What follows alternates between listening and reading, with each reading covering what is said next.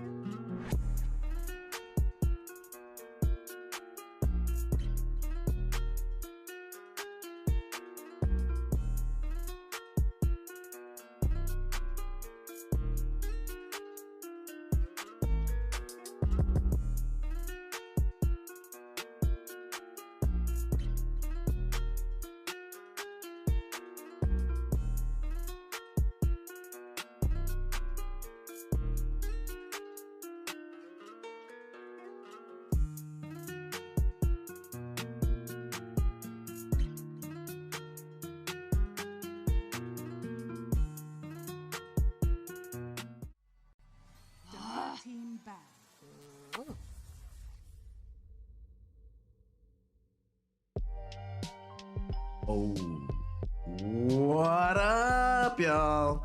What's up? What's up? We're back. We have returned. We are going to be here doing the dotes, doing the hype. No one else is costing. Yo, actually, listen. Let me throw some shade real quick, right? Before there's, how many of y'all are here? 32? All right, it's fine enough, right? The reason why there's no English casters for this, right? Actually, no, I don't know if I can throw that shade. Sandy, yes, I'm back. I came back yesterday without warning, just by surprise, but I've returned today. We out here. Do me a favor, my G, and just let the Discord know that we'll be back, that we out here today. And today, we've got some cool things happening, you know. As you can hear, I've switched out the background music, made it a bit more vibey for us. New Year. There's gonna be a lot of changes that I'm like rolling through, thinking about, seeing what we're doing. And one of them, nah, that's not a change yet. One of them is we're still gonna be chilling, we're still gonna be having a good time. I'm gonna be taking things a bit less seriously. Not the cost is still gonna be fun, but you know, real talk before I get into the draft, y'all. When you're getting paid a lot, like relative to getting paid nothing to do DPC games, there's no way I can, you know, I gotta make them earn that money, you know. I gotta reserve the best for the premium product for when they're paying them bills. But it's not like y'all don't pay the bills, we're hanging out. So Team Tickles versus Nemiga Gaming. This is some more upper bracket action, but not upper bracket round 2. So winner of this is guaranteed top 3. Right now you're already guaranteed top 6, I believe. The thing about this, and the interesting thing, is that on paper there shouldn't even be a contest, right? Team Tickles having already demonstrated that they can somewhat hang with the big boys, you know, and the time that they have spent out here in the DPC proper, not even like, that's the thing, right? Team Tickles, it's not even like they're in the thingamabob, the lower division of DPC. They're in DPC proper, right? They're hanging with the big boys now, and they're still out here, you know. They're still hanging, they're still showing us what they got. So on paper, definitely going to be doing a lot more favored, or looking a lot more favored over Nemiga Gaming. However, we have seen Nemiga Gaming surprise and upset a lot of these European teams in the past, so would it be the first time? Especially, you know, the fact that players like D2CL been around the block and have moved in the same circles as a lot of these players, like the Chosen One, Vanscore, and Kidditich in particular. So we'll see how it goes. It's gonna be a fun time regardless. So here we go. Team Tickles starting out the draft with the overall first pick on the Queen of Pain, banning Lina for the matchup as well as this Kunkka. I saw earlier today this Queen of Pain playing into Kunkka, and there was also a Moran in that game, but just the Kunkka was awful. So definitely a good shot on that ban. And then Nemiga responding on the Beastmaster Rubik. We've been seeing so far in this tournament that second phase is where we have a lot of Beastmaster bans. 5 seconds remaining. Oh wait, hold on, I need to disable Homeboy's cursor here. I'm going to be stealing yet again from the camera work, but not for the draft. I want to be able to not have the camera here. Radiant team banned. Rubik. I've had to... Yeah, I've been humbled by Rubik lately, eh? I've been humbled. A lot of these Rubik players are out here at night now, so I don't know what it is. They just figured out these perfect pockets to come in the game, and there's already a really good spell to steal here. Getting either Sonic Wave or, okay, you might not have the mana for it, but God forbid if you get Blink, my God, it's so good on Rubik. Don't have to buy Blink Dagger at that point. Tickles are absolutely the favorite in the matchup, Z. But Dota 2 is a strange game, right? Because ask yourself, if we were watching Western European Dota right now, right? If we were chilling, hanging out, doing our thing that side, then pretty much every matchup that you find themselves in here, the Team Tickles, 10 seconds. you know, you'd say to yourself, oh, you know, you look at Team Tickles versus Alliance, you're like, Alliance isn't great, but they should be able to win. You look at Nemiga Galaxy, you're like, oh, it should be easy for... So team rosters ultimately don't mean as much as we wish they would. Tilo asked Team Spirit, would they win TI? Nah, they wouldn't. Team Tickles took the spot of Viking GG in the thingamabob, in the league. But the players are from like all different places, all over the globe. Right now, their draft is not all over the show. They're pretty focused on ensuring that they cover this Queen of Pain as much as humanly possible. Bane banned, so there's no big catch. Mars taken out. OD again. Jeez. Nemiga Gaming, go for this Visage. So this is interesting, right? They take out some of these Vision in the nighttime. No Night Stalker, no Luna. And they pick up this Visage for themselves right now so that they have the overall vision control in the game. They already have the Beastmaster going for themselves, so they can scout with Beastmaster, follow that up with more vision control from the birds. 5 seconds remaining. Doesn't seem like Team Tickles will be going for like a disruptor or anything this game. So they know that there's not going to be any kind of vision playing kind of counter hero. And they've already banned out the Kunkka as well, so there's no displacement issues either. So this is pretty great.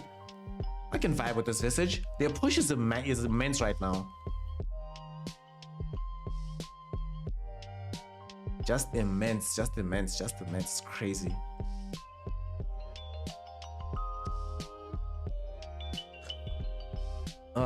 It's storming out. It's cold, cold, cold today, so I had to bring in the tea while we're at it. Team Tickles now, they have to ask themselves a question, right? Do they want to try and hold out once they know this push is coming? Or do they want to try and overwhelm them in the ultra early game? They already have this Enchantress that can help them out in that endeavor. So far, we don't know exactly what the matchup is, but I presume it's this Visage middle. I think Queen of Pain can be okay in that matchup. You just can't really harass Visage out of the lane, right? And looks like there's going to be the latter option. We're not going to try to take over the game early. We're going to attempt to hold our ground. Wraith King is going to emerge right now in the core role.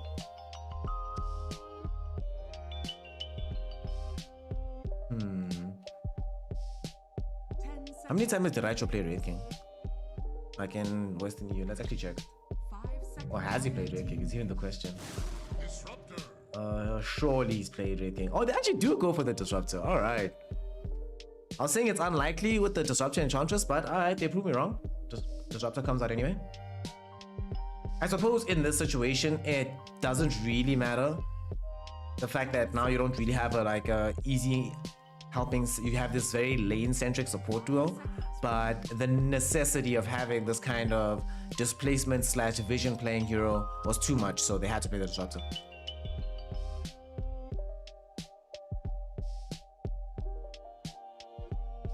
Hold on. I'm still trying to figure out how often our boy Raichu here has played Wraith King in DPC. No, what's happening? My stats page isn't working. What's going on? Somebody call Nox, get me a producer. Alright. He hasn't played it in DPC. Are you kidding me? What? Are you serious? Wow.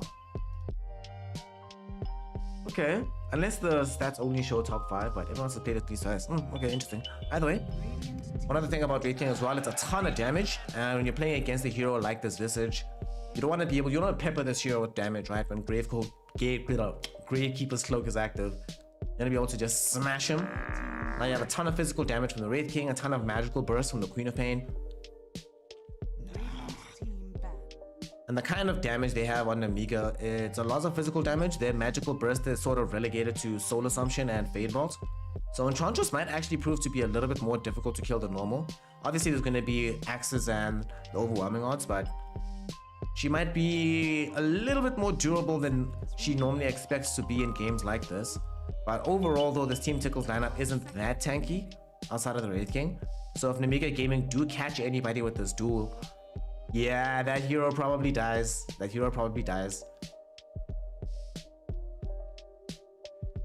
But now we get some interesting questions, right? Who's going for position here? Because now I presume that this Rubik is going to go past 5. And then past 5 Rubik. LC can go middle, I suppose. I've seen it played a couple times middle and I was like, oh, it's not so bad. It's not that big of a deal.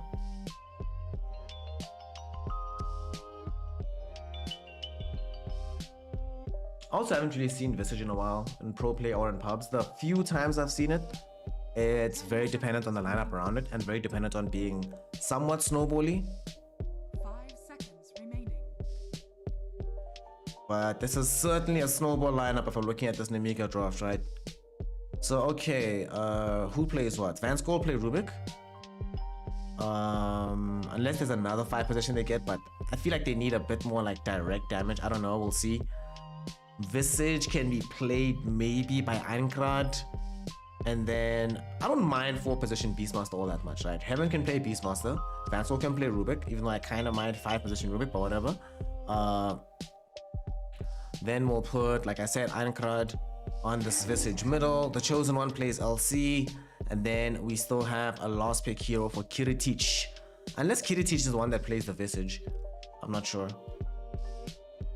There are some of these teams where the safe laner is the Visage player.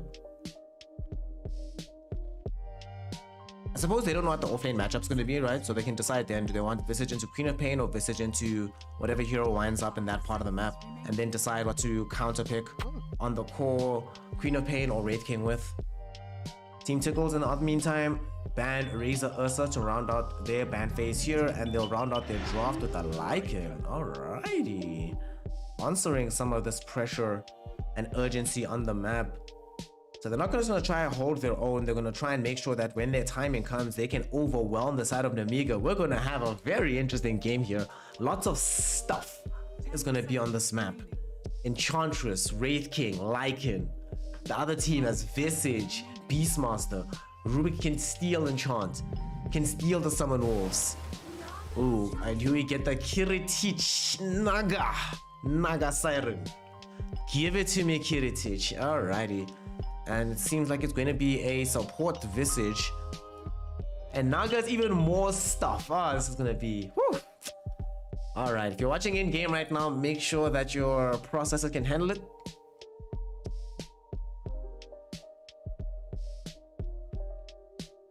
If this was the old days, you'd see Lycan also going ahead and buying a Necro book on top of the Helm of the Overlord. Those are good times. So, and both teams also buying Helm of Overlords. My goodness. Alright, y'all. It is time. Here we go. Prediction time. The most important, the only reason we actually watch these games is to figure out will our predictions be correct. So, do you rate Team Tickles? Or do you think that Nemiga Gaming are going to be the ones to pull this one back?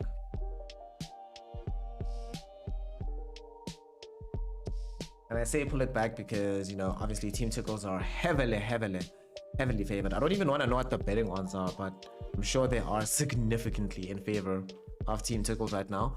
But, you know, there's no odds here but the channel points that you bet. No risk of heartache if you end up floating the wrong bet at this point in time. So make your voice heard, let me know. Me personally, they shift this Visage to 5. I don't play or understand Visage well enough to be able to comment on whether or not he belongs in the 5 role. I am glad that Heaven is on the Rubik instead of Vanskull. And I was talking about this LC middle, right? That it's doable. Not that deep. Okay.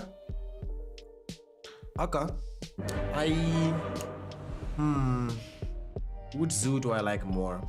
That's the question. Which zoo do I like more? I think the zoo I like more for game 1. I saw this Naga Siren versus Wraith King matchup yesterday, and it didn't really go ultimately the Wraith King's way. And I'm just worried that they don't end up being able to deal with this Naga Siren. So game 1, I like the Nemiga draft more. And we're gonna make calls based on draft and not on team. So game 1, I think we got Nemiga for the dub. Let's see if they've got what it takes. Game number 1 in the upper brackets, round 2 of the D2CL. And the game is gonna be underway now. Don't think we'll have any weird shenanigans. Everyone just sending out their summoned units. There's so much vision on this map from both teams. Just so much vision. It's crazy. Practically everyone has a source of being able to attain it. Lots of summons to rush forth, get it for you. Lots of ways to exploit the fact that you have vision. The one thing I am a bit concerned about though is going to be some of this follow-up for the Chosen One. Fortunately, he is playing from the mid lane, so he'll be getting far enough ahead in the game that by and large, we don't really expect that he's going to be in a situation where he's not able to help get some of the early kills. The issue is going to come in with him scaling. Or there are some really good targets to be able to jump on and kill here. The only problem is they definitely need a blink dagger of some kind. They don't have a disruptor to just glimpse the target back for them. And they're playing up against either elusive targets like Queen of Pain or somewhat tankier ones like the Lycan and the Wraith King. We'll see how it goes for them.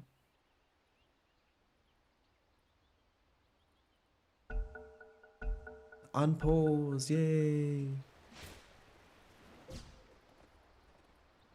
Oh yeah, snap, now I can steal back the camera, thank goodness. I was wondering, why is my hand on the keyboard?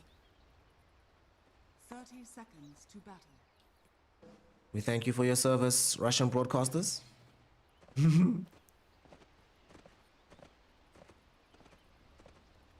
Not bad at all. So, does feel like this is actually going to be... Everyone wants a lot of levels in this one, right? Start getting really explosive on the map. I think that's going to be a priority for a lot of the players on this team right now. On both teams. Just levels, levels, levels. As we see Diraichi on the Chosen One. Just barely snagging that rune. If he didn't make it, he would have actually lost out on his team 3-1, but Wraithfire Blast is a spell for a reason. Uses it for the right cause. Gets his team off to a decent footing. As we now are underway with the opening game. Einkrat is coming middle. And, oh, it is Einkrat. My bad, sorry. My bad, sorry.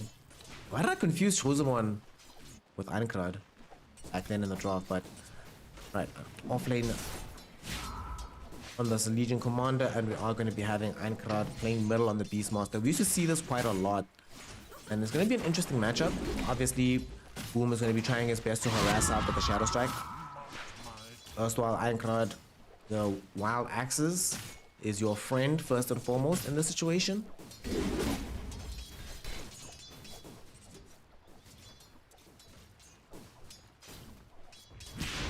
And I think ultimately though it's going to come down to whether or not Boom can zone out Einkrat before he hits the very good level 5 mark. We not only get to quite a bit tankier, but them stronger balls, man, start to become a problem. Unless he's going to go for the full Wild Axis build. That'll be interesting. That'll be interesting. If he abandons entirely the concept of going for Helm of the Overlord at all, that'll be very intriguing.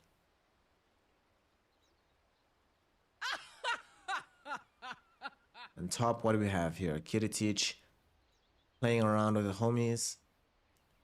Just chilling on the Naga Siren.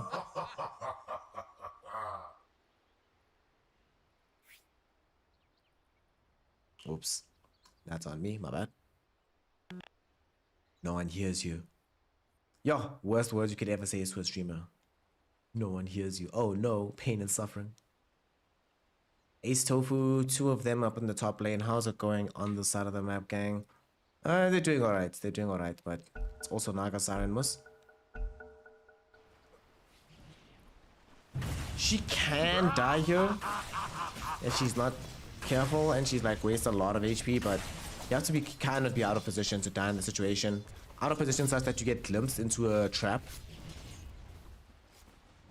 But it's also another thing that you need to super worry about, I think, until level 6. At level 6 though, they can just start running you over underneath the tower. And then life is pretty complicated for Kiritich. For now though, the one they're going to want to bully is Vansko. Poor old Vansko.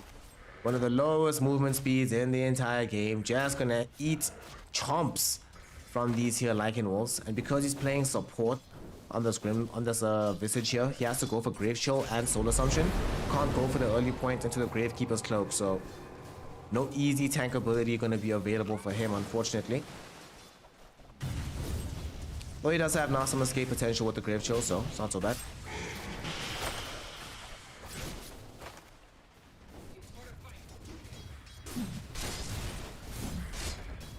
All in all though, everybody just farming it up. Action for who? We need levels, y'all. We need items, we need stuff, we need tangibles before we really get going in this game.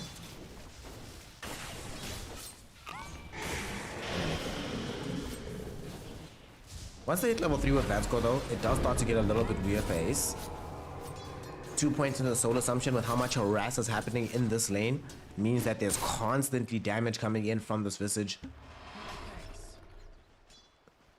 And if you're the one that's doing the harassing, Lycan can't be the one that's harassing you back. Seems to be working out for him quite well so far. In middle, Einkrat versus Boom. Uncard, even if he does end up surviving the scenario, should end up ultimately being behind the CS of Boom. There's Queen of Pain starting to take over a little bit here. 2 points into Scream. Getting into dangerous territory here for Ironclad. Oh, he didn't get the range creep. Game is hard. Game is hard. Game is hard.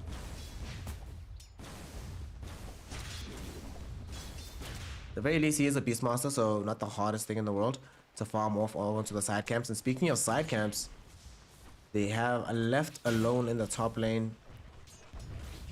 Kiritich for now, because Vansko is on the way to stack as well as get some wounds here. Doesn't mean he has to play really carefully. Also, they found Celery. He's wandering around in between the tier 1 and tier 2. Do they catch up to him? Heaven doesn't have the range just yet for the telekinesis. Nobody's on the other side, so Celery will get away to safety. And Crowd is like, look man, you deal with this. I need to farm. I need to farm. Boom's getting everything. And we've seen what happens when these Queen of Pains pop off. It is terrifying. Really scary. Speaking of Queen of Pain popping off, the dangerous territory we mentioned is having the third point into the Scream of Pain. Oh, nope, I'm wrong. Just the 1 point and blink. That's how he got forward. Either way, get the kill, get out. No Sonic Wave required, just a little bit of help. And they will end up having to sacrifice Celery in the attempt, but who cares? You got the kill onto Ironclad. You delay the progression on this Beastmaster. We don't know what he's going to be itemizing for in this game just yet. If he's still going to be playing that Arm of Overlord from the mid lane, or if he's going to go like some Blink Solar Crest build, something like that. Either way, oh snap, it's the homie Ghost Proxy. It's Ghost Proxy, it's Ghost Proxy. Now we gotta do for you, Ghost Proxy.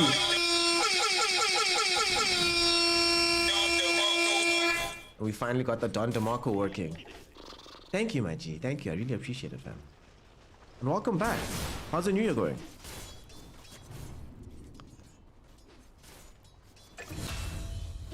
While I'm laxing Oracle about this. Ooh, hold up. We need to see this again. Oh, only benefit of watching from behind. So let's see what happened here. Because it looked like we missed quite a bit of action. So we need to actually see all of this again. So Kiritich right now is isolated and alone in the top lane. He is deciding that he doesn't really want to be here. But yo, he's so low. Yeah, he's actually dead. Yeah, he's so dead. Just hope for a glimpse. He just leveled it. Yeah, he's so dead. Kiritich is trying. He is leading them on a merry little adventure. This is actually really funny. Vansko comes back. He grave chills the Lycan Wolf because he knows that's what's gonna do the most damage right now. And Kiritich thinks he's safe.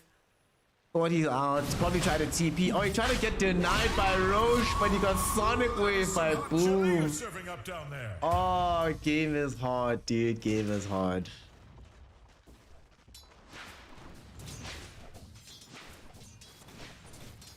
My knee has been interesting to say the least, my G. Very interesting. Very interesting. But whew. That was funny. That was actually Kiritich had it, boss. You did everything you could. Your team did everything they could. They tried their best. You see bottom though, that this Legion Commander is doing really well. But this is what LCs tend to do in these situations where they are 1v1 against the opposing melee carry. The support's having to roam out on adventure to do stuff on the map. Leads us to be a farm fest, and LC in this situation with 3 points, moment of courage. Very happy to play this farm fest.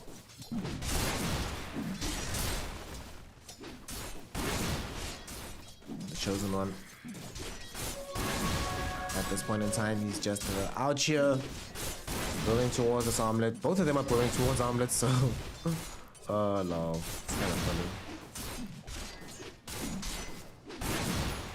I wonder in this game, the last time we saw this Wraith King into Naga Siren, I think one of the reasons why it went south was also because Wraith King in that game built Radiance Shivas, which was so weird of an item build. I wonder in this game if he's going to consider at least the Radiance, or if he's just going to stick to going for straight damage, rely on getting to level 20 for the bonus cleave against the Naga Illusions, not worrying about the mischance at all.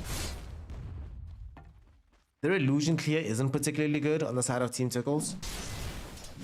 And that is going to remain a concern, so they have to start thinking about it now while they can.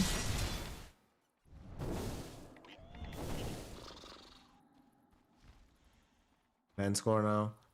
Not yet level 6, so we don't have the super interesting parts of Visage just yet. Still a very quiet game early on. But let's keep it 100, guys. There are a lot of Eastern European players in this year's server, and fast-paced order right now is not the meta of this region. Long gone are the Divide days. Sonic Wave though, come down to Vanscore, boom. Nice high percentage play. Gets the easy kills when he can get them. And he's pretty much gotten the Sonic Wave kills in the exact same part of the map as the cooldown came off. So this is pretty good stuff here. Boom must be feeling quite good about himself. Top of the net worth charts right now. Under attack.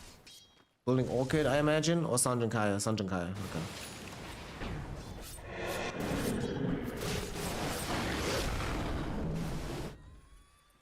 Lycan, of course, going in for the Helm of the Overlord, and even without Sonic Wave, Boom is making this rotation to the top lane. They're going to rely on raw numbers to make this Overlord. Blinks forward, gets the catch onto Kiritich. Here comes the damage from Ace as he runs in with the level 6. Can they keep Kiritich alive? No, they cannot. Here comes Tofu as well, ready and waiting with the kinetic field to ensure there's no escape for Heaven either. Vanscore, potentially the last person remaining, but Tofu still holding on to the glimpse. So there's no point even trying to TP out. You will end up getting taken down behind the tier 1 tower. Now they have the easy way to take the tower too. Everything just coming together beautifully for Team Tickles on the top lane. And it's their army that's getting off to the races first. Nemiga didn't get a good enough start in this mid lane for Ironclad. He is going for the Aghanim Scepter. Okay. So we're not going to have a zoo priority from them. And Team Tickles is like, oh great, we thought we were playing into a zoo game, so we can push the tempo a bit. Awesome, let's go. Radiant's middle tower is under attack. Dire's top tower has fallen. One thing that is a problem, we were talking about it earlier, the lack of blink daggers. Because he's going for the Aghanim Scepter, LC is going for Crimson, it seems. We will not have blink, so any way for people to get forward for quite some time. What are we initiating with Ruik? He's also not going for blink though. First of all, think about how Team Tickles initiated that last fight. Queen of Pain just jumped in. It was like, it's gonna take you on a little bit of time to kill me. By that time, my team will be here.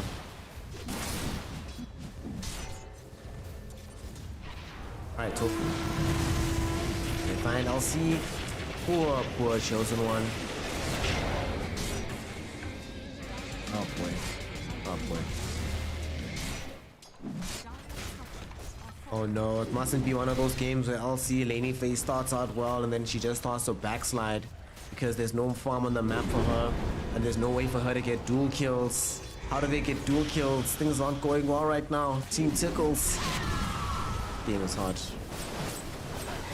Nemiga is on the ropes at the moment. Team Tickles is on the front foot. Looks like Diracho doesn't yet indicate the plans that he has for his itemization in this game.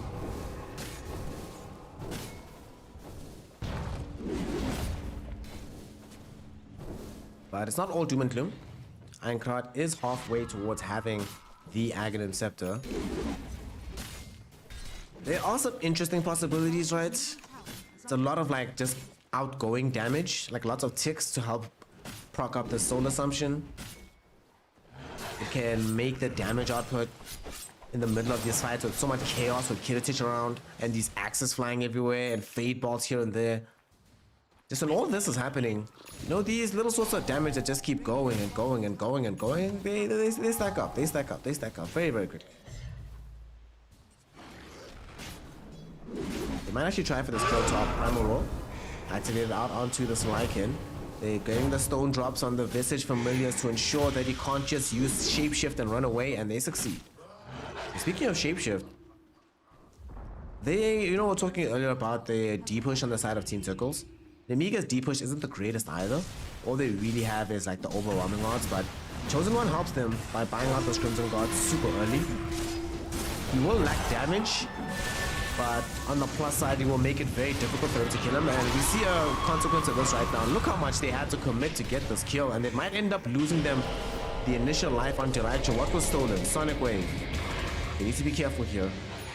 Huge source of damage available here for Heaven, and he has the mana to boot at this point. Radiant's bottom tower is under attack. Let's not forget how crazy Arcane Supremacy makes all these spells. 2 for 1 ultimately. No dual damage, but great itemization choices here from the Chosen One. Team Spirit just won a 25-minute game. Yo, the TI champions, man. It's a very good team. It's a very good team. I just worry about them in the region. Radiant's bottom tower is under attack. I worry they'll become like EG, you know? That after TI, they just playing in such a less competitive region. They only get to compete properly in like majors and stuff, that they end up just like third placing for like years and years after this. But yeah, Team Spirit, a very good team. Just like Disruptor and Queen of Pain seem to be very good heroes. And they are putting a lot of work here onto this Beastmaster, forcing him to flee behind the tier 1 tower. Does get the assistance of the Chosen One, but yet again, Chosen One forced into a position he doesn't want to be in.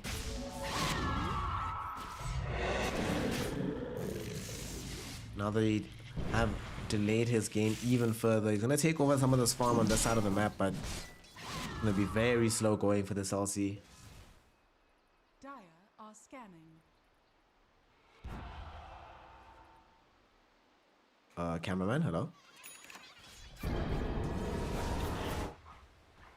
Beastmaster has the very auspicious item of the Aghanim Scepter now.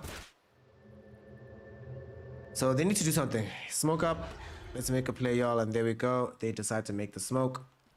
They're gonna make this here move, and where are they going is the question. Looks like they are heading in towards this mid lane.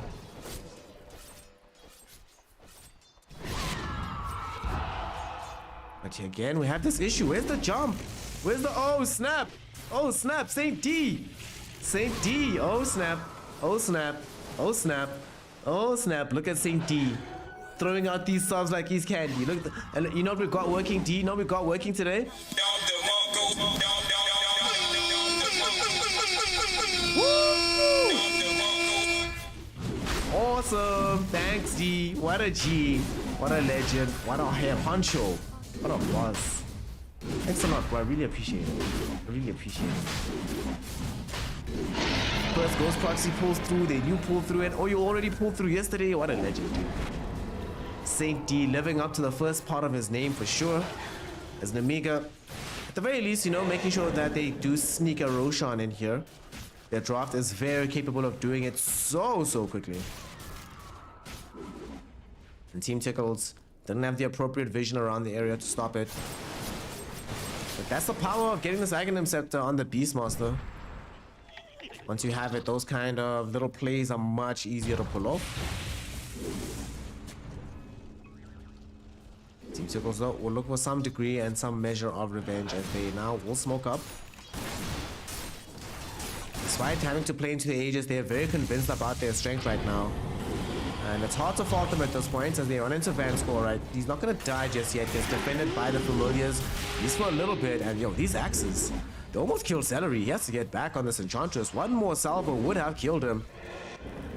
And they're like, get back. Y'all don't know us like that. But here comes Wraith King. Much more difficult prey.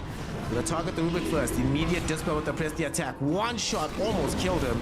But he manages to survive for now. There's gonna be Primal Roar trading after the Sonic Wave. They almost killed the Queen of Pain. She does almost die, but she managed to blink away at the last second. Although they do manage to pop the first life of the Beastmaster. Second life, easy to grab as well underneath the Static Storm. Now they drag back Vanscore. No escape gonna be there for either him or LC, I don't think. Oh no, wait, no, the Familiar drops. And the comeback with the Naga. Okay, they buy back. They're going in. They're making this fight happen. They know they've got these axes. They take the first fight. For the life, at least from D Raicho. Will they be able to take away the second? The life is being lost on this chosen one, new commander. She can't really keep fighting against the Raid King. And she will end up losing. At the same time that Aincrad gets taken down, an assassination by Boom as he jumps in on the backlines. Kiritich just doesn't have enough punch. He's being danced around right now by Boom, who's claimed a double kill, might be looking for more, helps to kill Vanscore as well. Suddenly Kiritich is all alone and has to run away. Slithery tail tucked between his cloaca, I guess? Dire's top tower is under attack. Radiant structures are fortified. Feels bad. What a fight. And Nemiga, they went back in. They really thought that because they had this massive familiar drop combo from Vanscore that they might have the damage to take their engagement, but too much strength from the Raid King, too much magic damage output from Boom. But look at how much damage Raid King did, dude. Jeez. And all these units from the Lycan as well. Remember, he's got the Helm of Overlord. So he's walking around with a veritable army right now, and he's gonna deploy that army to this top lane as they mount this push, looking for some kills while they're in the area. Do they find anything? Come across the LC first. She's trying to juke and jive here, but does get caught out eventually. Feels bad, feels bad, feels bad. Okay. Rubik already gone. They lose the chosen one, soloed by the Raicho. The wolf is gonna munch away at Vanscore. Woo! Woo! Yeah, man, I got the Don DeMarco working. Unfortunately, they did not get this Visage Draft working. They are getting pummeled into the ground right now on Nemiga. And it doesn't seem like they are in any mood to stop the pummeling on the side of Team Tickles, as they will go right ahead and take out Aincrad on the high ground. Just... Listen, y'all. I've become cynical now in my old age. Now this! Just call GG. This! Just call GG. Just call GG. Literally no chance. I hear Vince McMahon's theme song in the back of my mind here.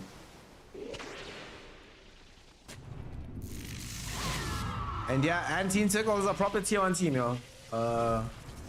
You know, they're in Division 1 for a reason. This team is out here. You know, they managed to find a way to put together a bunch of rejects from a bunch of different teams, you know, from Viking GG, from Hellbear Smashers. But it's working out. It's working out. It's working out. It's working out. Rubik died so quickly, it's barely even a notice on the cameraman's radar. It really does feel like at this point you just have to be talking about game 2. They've gotten 4 kills. 4 of those deaths been on actually. So Lycan's died once, Disruptor's died once, and Enchantress has died twice. Yeah, Aquap and the Raid King haven't died a single time, either of them. Okay. Okay. Actually, no. I don't think Team Tickle is a tier 1 team. I think they are a tier 2 team. I think Nemiga would be like a tier 3 team. The tier 1 teams, I think you're right. That like the tier 1 teams are... They haven't beaten any of them in DPC. And they got walloped by Liquid. Wasn't pretty.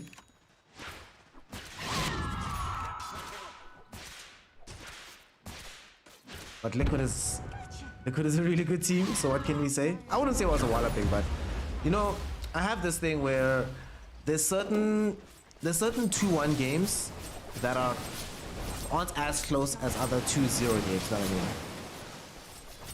Where it's like sometimes you look at a game and you're like, the team, someone was a pace, like they weren't operating properly, and that's why that team lost. But yeah, top tier 2, they're very high tier 2. Unless you want to call them tier 1 and then and do tier 0. But every time I put a team in tier 0, they start losing and they flop at TI, so let's not do it.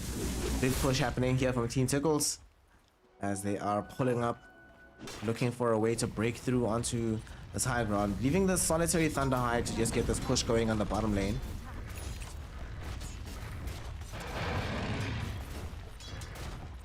Putting the pressure onto this. This is nuts. The fact that they don't have to commit any heroes at all. They can be pressuring and keeping Nemiga completely contained inside their base through middle while still pressuring the map bottom, and it cost them literally nothing. And they're farming both sides of the Nemiga jungle. They're taking over the triangle. So they've made it so that even if this Nagasai wants to send out illusions, she can't actually get farm anywhere on the map. And because she went for this Aghanim Scepter first before going for this Eye of Skadi, she's not actually really positioned to be able to fight right now. Very reliant on the full setup of her team, but her team doesn't have any damage. They don't have any damage, they don't have any just like jump. Who's like, oh, this is so disheartening to watch. Enigma's not a tier 1 team, boss. And I don't think that's an uncontroversial opinion.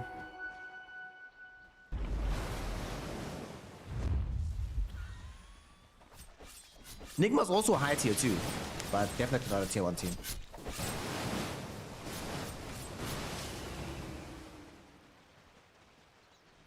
Smoke up now. By the side of Nemiga. I'm gonna try do something. This is that Hail Mary. If this smoke doesn't succeed, you GG out, I think. It's one of the, if he has the feeling of one of those smokes. But again, they see the Queen of Pain. They know Boom is here chilling, enjoying life, finishing a wave in front of you and then doing what? Blinking away, and there's not a damn thing you can do about it. Dude, they don't even have like a 4-staff. So they can like song on Kiritich, 4-staff him forward so he can get into range of the Queen of Pain. Literally nothing they can do. I understood the Crimson God, and that actually helped them out the first time that he revealed it, but not going for the blink. I'm really questioning this from the Chosen One here.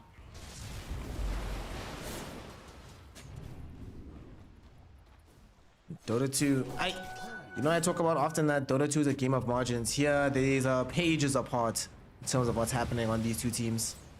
Team Tickles, the only reason they're taking it easy is because they want to make sure they get the Roche first. And as I say that, Lycanwolf scouts the bad boy out. He's like, hey, Kang, let's get the big man. We've got a free Aghanim shard too. Queen of Pain, you already bought your own shard? That's a crying shame. Diraicho, bro, save yourself some money. Treat yourself.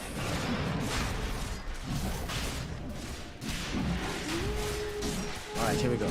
Now here, they didn't get their last fight. They know there's a Roche attempt, but they're too late. They might not even get this fight, even though they know exactly where they are.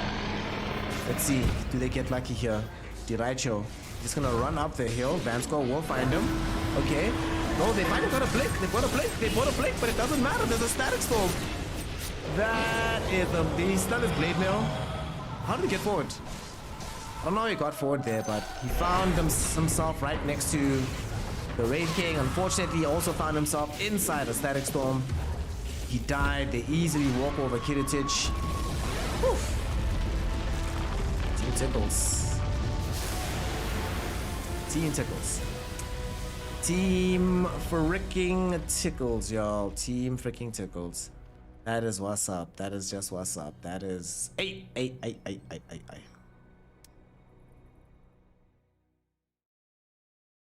What can we say, y'all?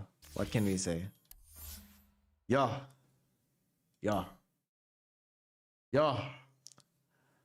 There's very few words here. Honestly, in almost every aspect of the game, they were superior to Nemiga. They laned better than them. They itemized better than them. They were better able to find... You know when you find your timing, it's not just about buying the item, but it's about like, what do we do when we get this item? And Team Tickles it almost felt like this game was on autoplay from them, right? It just ran at them and they just took things over. Oh, you like it, and you just got this helm. Sweet, we're just going everywhere, boss. Let's keep going in. Boom was just completely out of control this game. Did whatever he wanted, but special shout out to Tofu. Tofu, my goodness. Tofu made Nemiga's life a living hell. And you know, I'm glad I mentioned it before the pick. I was doubtful it would come out. I'm glad Team Tickles showed me that my doubt was mistaken. That it doesn't matter. Celery didn't have to do anything. Whatever, dude. They were just like, alright dog, the Disruptor's so good in this game that we'll pick it anyway. Don't worry. Enchantress just go die or some shit. We don't really care, dude. Wow, Tofu did really well. This was something. And Nemiga, unfortunately, I don't know what happened, because it really did feel like they lost direction on what to do, And either that or everybody had different ideas of what to do in this game. And it all didn't work out together. Yeah, this didn't work. This. Nah, I'm not with this. I'm not with this. I don't like these kind of games where it just feels like the team is just completely not on the same page, you know? Where they're not playing together at all. No one's buying this. No one bought any mobility items. They just, how can that happen in a pro game, dude? That just can't happen. That just can't happen. Either way, y'all, that is game 1 done and dusted in the books. And now we're going to be heading into game 2, where hopefully Nemiga can give us a bit more of a series, because Team Tickles, we've seen them win before, so we want them to be introduced to a speed hump or two, rather than just cruise through this tournament. And I'm really, although on the bright side, right? On the bright side, if they do end up winning the series, and if the CIS Rejects also end up winning their series, I do think a CIS Rejects versus Team Tickles matchup would be pretty exciting to watch, and is most likely going to be our upper bracket final and grand final, in my opinion. I slightly higher rates the CIS Rejects, but we shall see how it goes. Nonetheless, Team Tickles, 1 in the bag. We'll see what they do in game 2. Stick around. Don't go anywhere. Follow if you haven't. Be like D. Be like Ghost Proxy. Subscribe. Support your local streamer. Your favorite local streamer. Hey. Get yourself, right? Treat yourself to a...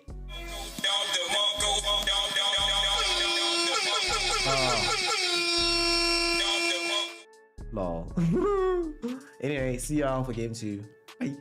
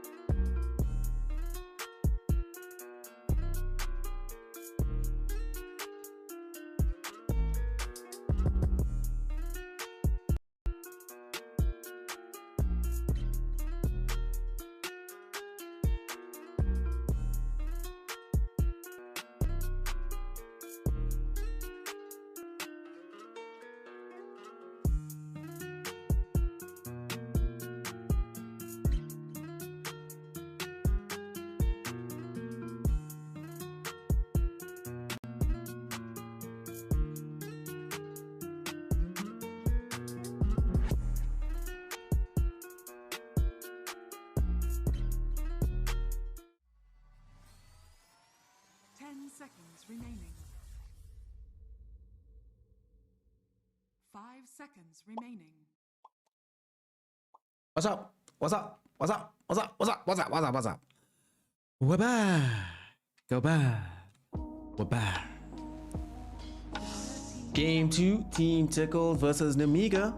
We're gonna see if Nemiga Gaming can bring this one back, because they look like they are frankly in different tiers of Dota right now.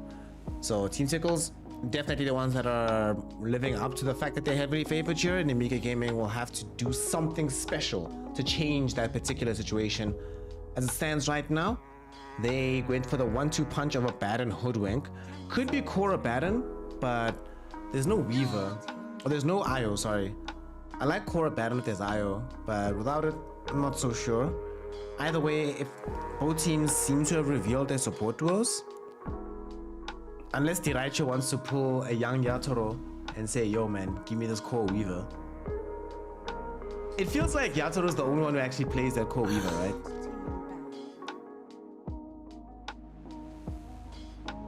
As befitting the TI champion, it's like when you see him pick it, you're like in an anime, you're like, yes.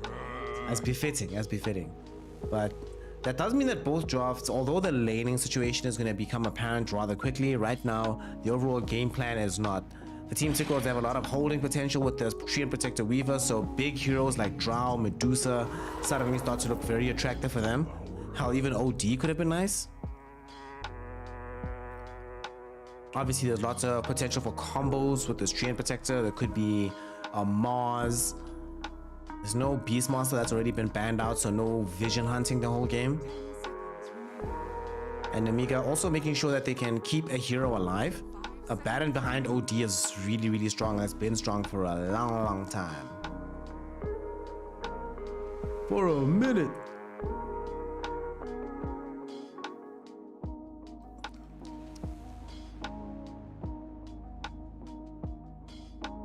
Ooh, that is some hot chili you're serving up down there. The thing I like about this OD pick is that it's always great matchups for OD, but in this game in particular, being able to remove the Weaver from play, even after he has Aghanim Scepter, such that you can kill a hero, or the hero, if they're very low on HP, Weaver can't save them from inside the Astral, right? You Astral them, you Sanities them, it guarantees the kill, with or without living armor, and or spells like the time lapse. Team Tickles go back for this Rubik. They take it away from Heaven, so this time around it's going to be on the side of Team Tickles. They're reprising their role on the Radiant side as well. Who had first pick last game? Was it Nemiga? Oh, Nemiga was Dire last. Like, they were Dire, and then they had... When was the Queen of Pain pick? No, Team Tickles also had first pick, though. It's interesting. Have the same order of pick bans in both games. Team Tickles go for Rubik into the Invoker. He's feeling himself versus this OG. And are we gonna get a Chosen One puck here? Who's playing what? Chosen One could play the puck whilst Einkrad plays the OD. Einkrad could play the puck whilst we have Kiritich play the OG.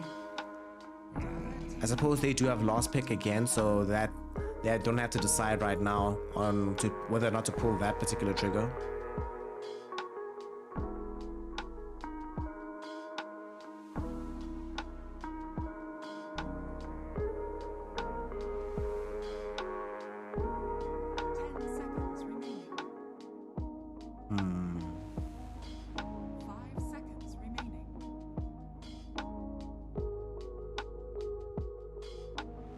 Nemiga Gaming, from this point on with this puck, they have a lot of setup, and they do have a lot of magical damage and magical burst.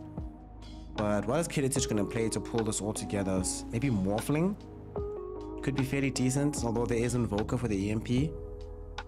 They ban out the PL, no Monkey King. I suppose these big, capable of team fighting heroes would also be a huge problem.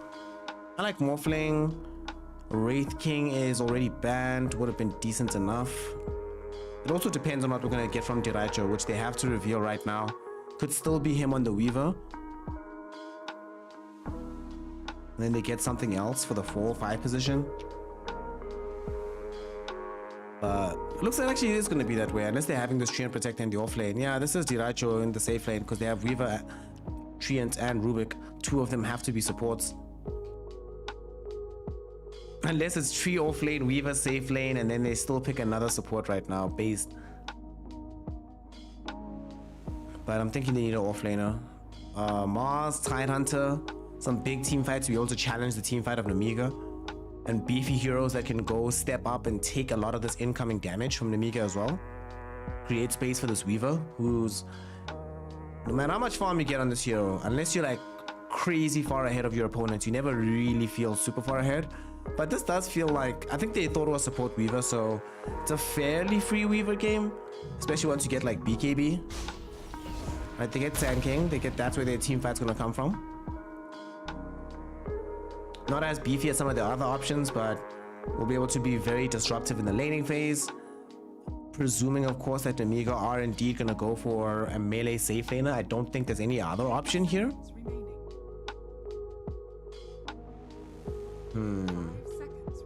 Tickles. What are you going to be playing into here? Wakilitich.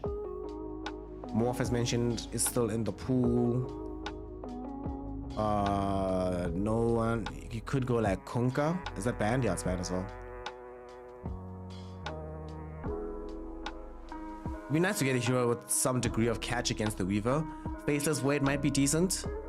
I don't have that much incoming damage, but they do definitely have enough. And I think this puck is definitely going to go into the offlane in this game.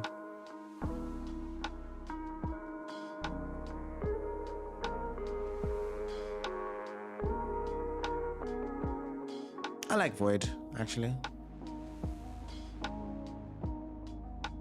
Also prevents Weaver from being able to easily time-lapse if you can actually catch him, ever. In that window of silence, it pretty much extends that small timing where you can kill him by quite a while. And, hey! My man! Alright, let's go. Kilitich Void. They are going to be switching it up and putting Chosen One on the OD. Ironclad will play the puck. They want the timing of the puck's map movement more so than they want the individual kill threat of the OD. And besides, from the offlane, given that you are going to be playing into this Weaver, it is harassful, but you'll have help from Vansko, I imagine, and I hope. We'll see how it goes. I think, okay, that's where there might be a bit of struggle if Diracho is having like a decent enough game. Him and Tofu. No, probably not Tofu, right? That goes top. Probably Sub-Celery. Tofu with the Ace is going to be super good together. Although they don't have that much kill threat against Faceless Void. But they will make sure that he doesn't bully them completely out of lane either. He'll have Vansko behind him. Yep, definitely. The way that the more I'm seeing this strat and thinking about it, I think you just have to play hyper aggressive top with this OG Hoodwink. As soon as you get some levels, try get a kill or two off of Bushwhack. Always force Diracho to be moving away from you.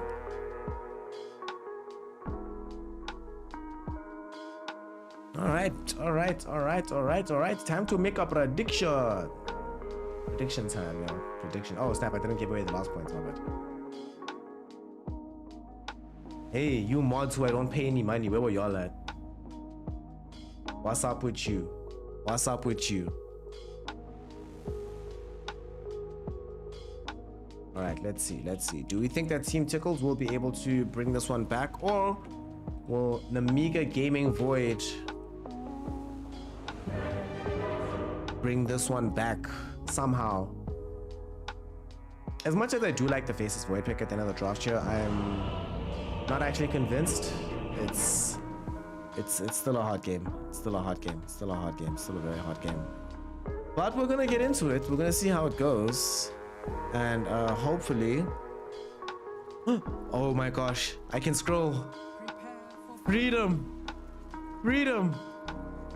From the shackles and gulags of being so close up, I can scroll again. Oh my goodness, I don't know what I did. I'm just glad I did it, thank God. I didn't even have scroll lock on this whole time, so it can't be that. Alright, cool. I'm still gonna be stealing the Russian camera though. But nice to know.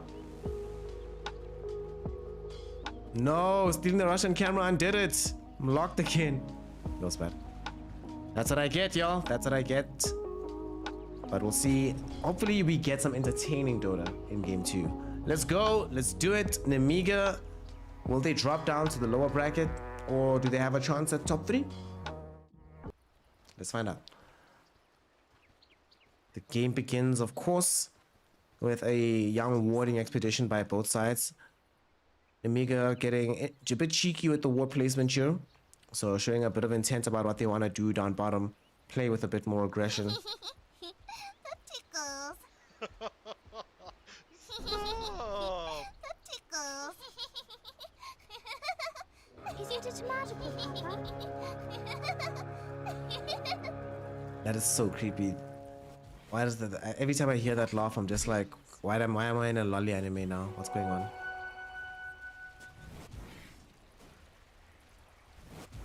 So 2-2 trade on the bounties, nothing weird or awry. Just a nice, normal game of Dota. This lane, I think, is the one that's going to be most interesting to watch down bottom.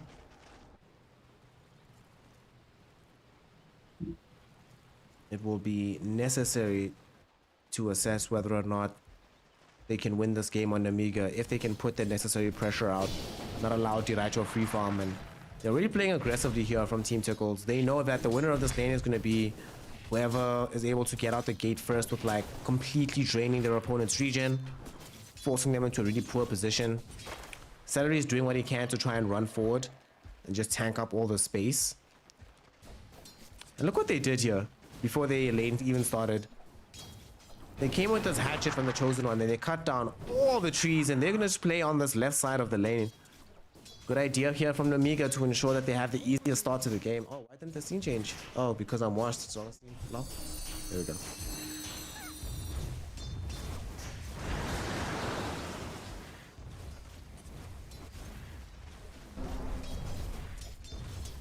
The way this game is going to pan out, ultimately, I think, is going to be very contingent on the first few usages of this bubble from Kiritich. Oh, beautiful bar strike on it too. It's going to save Ace's life, I think, but they're diving him under the tower. Evotic Shield bursts and it kills him. Alright, nicely done there. Vanscore claiming the first blood over Ace. Kiritich will happily go back and regen up.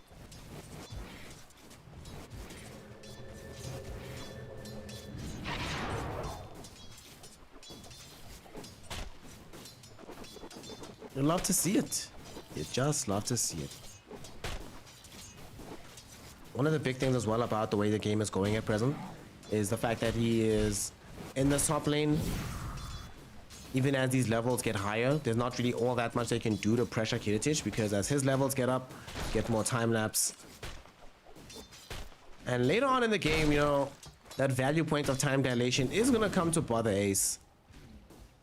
He's going to find himself just unable to escape after making an initiation.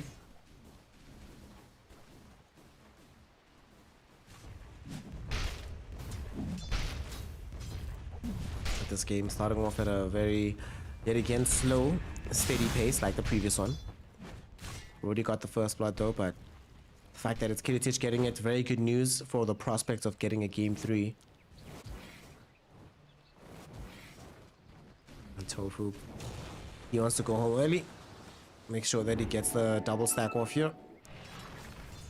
Allowing for D2CL to farm up as much as possible once he gets his Maelstrom. Like that. Okay. Just tanking a little bit of damage here in this mid lane, but it's very even, that matchup nowadays with the Invoker. He has a lot more just staying presence.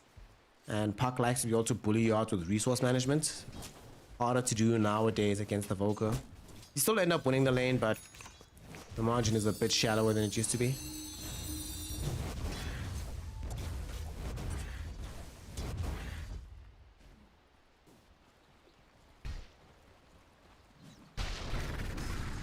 Kiritich is starting to have a good time.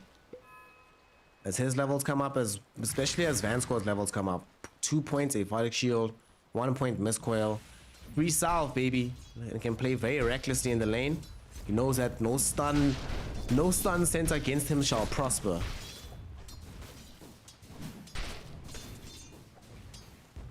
In fact, now they want to be the ones that get in on the bully act right now.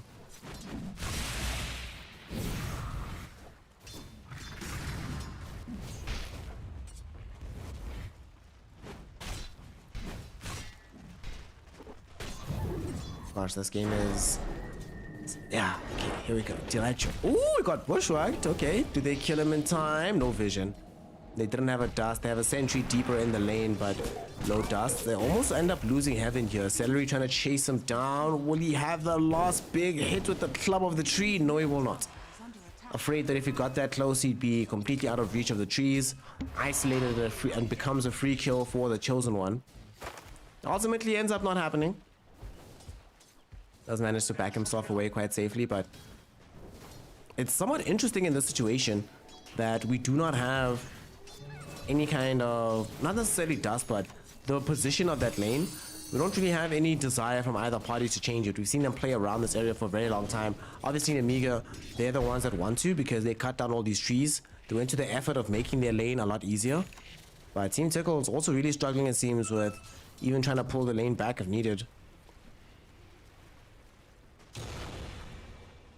Kiritich. What are we building today? Bosch, SNY, Maelstrom. Obviously after Mask of Madness. This game, let's see. What does he need more than anything? He needs to be able to farm and he needs damage, right? I think SNY is really nice here. Against Rubik, Sand King, Invoker. And playing into Weaver, I think it's always nice when you have a stat heavy build against a zero. As you see middle, oh boom, in a little bit of trouble here. Beautiful toss back from this Rubik. Might not be enough to save the life of Boom though. It does seem like it will be the case. That was wonderfully done. Dude, that telekinesis just changed everything.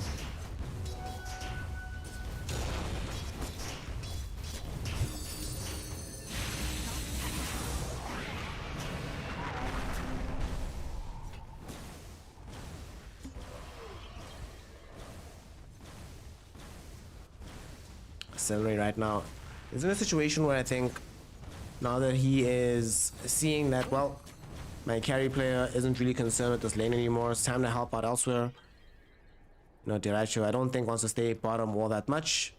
Got your Falcon Blade, got your Javelin, dip into the jungle, my G. Might come back for one last hurrah on this next wave just to get level 6. And does he have points to the swarm? Yeah, he does. So he can farm a little bit there in the jungle. Might wait for the full Maelstrom before he leaves completely though. We shall see. It depends on what Nemiga decides to do as well. Radiant's top tower is under attack. I did not notice that little effect that if you're time dilated, your footsteps also cause as small little bubbles from Void. That's really interesting.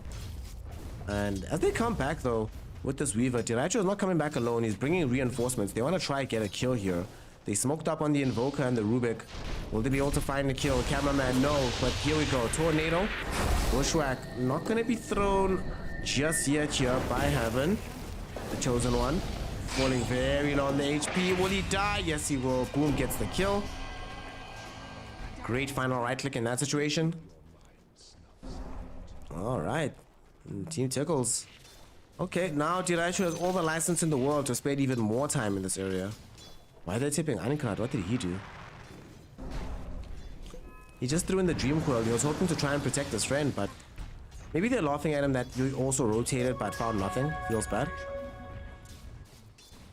Not only found nothing, but has to wait, watch his friend die with no real reprisal. Game was hard. On the bright side though, in the Invoker didn't have the Urn of Shadows just yet, so no free charges, no extra damage. We will not have the full cold snap combo just yet. But best believe Team Tickles are going to try for it. They have all the heroes in question, back bottom again. Diracho getting healed up whilst Boom waiting in the wings. If he moves forward too far on the chosen one, he will end up dying, but he's playing very, very cautiously right now. They do have this Observer Ward. We'll let them know that their efforts are in vain. The chosen one is gone.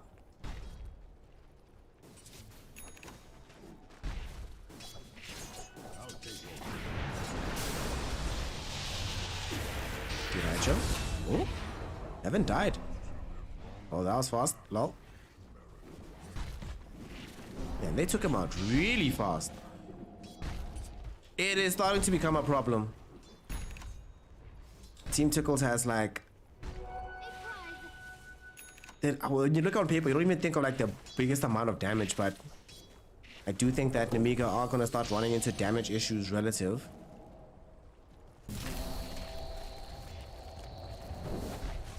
And D2CL is going to be monstrous this game. Very scary. Terrifying, honestly. Ankrad finds himself here in this mid lane. Just getting some bottle love. Some bottle love and some blitz knuckles. Life is good. Gonna be having a Witchblade game. This build fell out of favor for so long, but I kind of like this build. Bottom. They're not gonna like this chrono. Oh, he time-lapsed directly into the bubble, but do they have the damage for this? Let's see. D2CL won't be able to get away thanks to that time dilation. And Kiritich, can he get away? Can't do it either. Gets ticked out thanks to the Sandstorm as well as the Earner Shadows. Both of them good enough for the kill, and Ace with the Blink Dagger good enough for a kill potentially on the puck as well. They hold him in position with the Overgrowth, and that's what gets him into the grave at long last.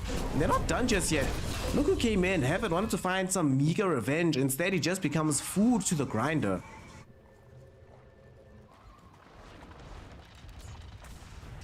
Oh boy.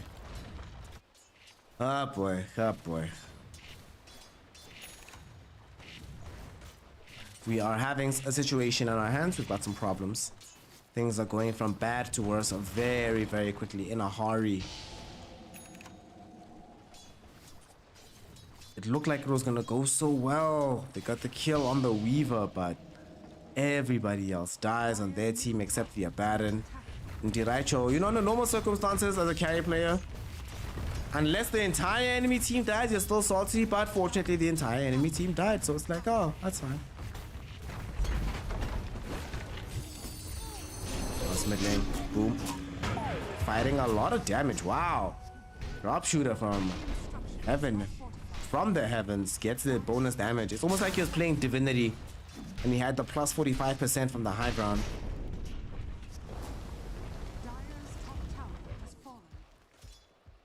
So see, not all doom and gloom. We're also getting quite a bit of farm on this Parks. Almost got his Witchblade. Then it's going to be Blink Dagger City. Not going for that bots build that we've seen a lot. At least not yet. I'm gonna go for bots next. Wants to make sure that he can also scale with damage. OD already has his meme hammer now. Can start building towards BKB.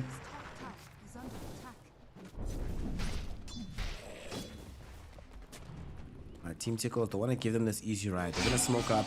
They're on the way. They found D2CL here. I think they've got him. Are they gonna bubble him? They don't need to. They killed him and they get away. He was trying to jump bait so that the rest of the team could get here in time, but Nemiga, they spring the trap, take the cheese, and get out completely free from that situation. Amazingly done. They have the bubble to throw out, but they're not going to do it just yet. What did they give away? Time walk or dilation? Dilation. Okay, that's fine.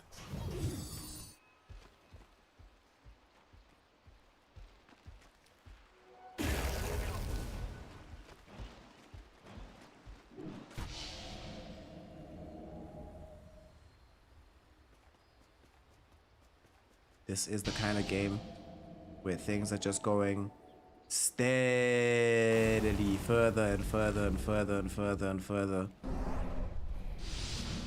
in a direction where, although they got that one big kill, still doesn't feel like it's going to be enough just yet for Nemiga. I would like to see what happens after they get a BKB. Kiritich is building this Maelstrom. I think his Javelin's arriving now, so he wants to be able to farm up as well. I don't think he has the luxury of going SNY anymore. I think he has to go like a BKB. There's just so much magic damage everywhere. My goodness.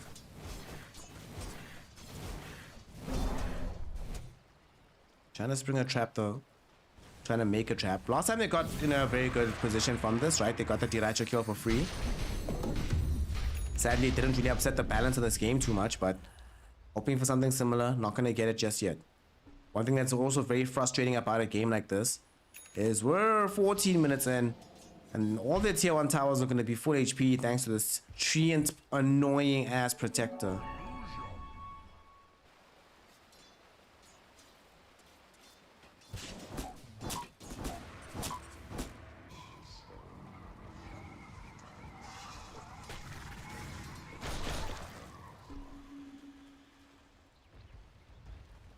Dire's middle tower is under attack.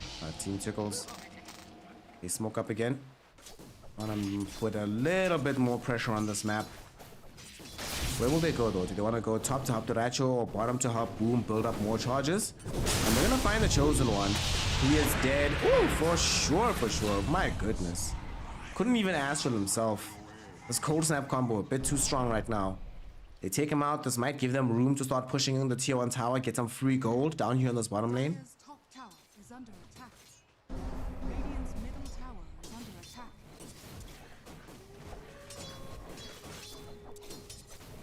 I wonder what the build Boom goes for in this game. They don't have the Chronosphere themselves, so I'm not sure he goes for Cataclysm. They don't even have like Tide Hunter or something. Might just be like Shivas into Hex, or just Hex earlier because they're playing against this puck. You do see that they're going onto the Sand King in this mid lane. They won't be able to find him. Ace has no opportunity for escape, but not done just yet. They find Celery. There's going to be the Chrono coming in. Stolen! Sanity's Eclipse gets dropped down. Almost ends up killing Kiritich, but he does manage to time off away. They do get to take away now this Bushwhack as well. Is it the Bushwhack or the Acorn shot that was stolen? Acorn shot.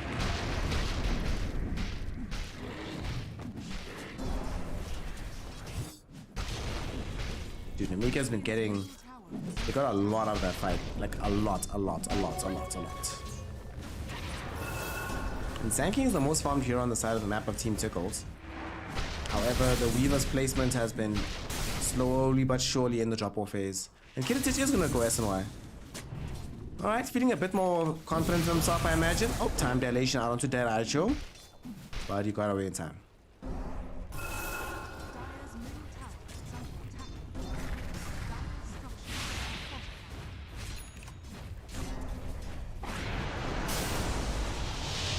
attack. This mid tier 1 tower is just gonna get taken away for free. Not much they can do about it on the side of Nemiga. They don't have a tree. They're trying to deny it, but Ironclad won't be able to do it. Has fallen. Nice attempt. Doesn't go anywhere. Oh, Borrow Strike. Sunstrike will not be needed. They have the damage. And now into the Roshan pit. Because of the fact that Boom, in the build that he went for now, he's at the point where he can start putting the points into the X-Sword. We've already seen some Sunstrikes, but the big thing now we're going to be seeing is Alacrity, baby. Diracho gonna hit the Roche a lot harder now. However, these last few fights that have happened in Nemiga's favor has helped them be a bit stronger, but sadly they're too far away. They're not together right now. They're not going to be able to stop this.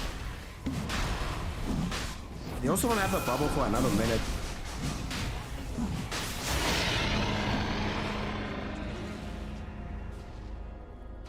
Aegis now in tow of Diracho.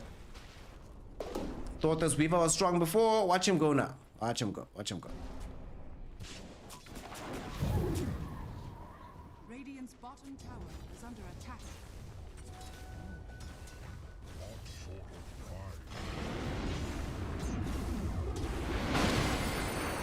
Chosen one will try help his team finally claim this tower in the bottom lane.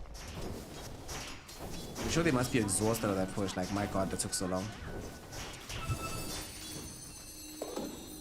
We were pushing since we were young men.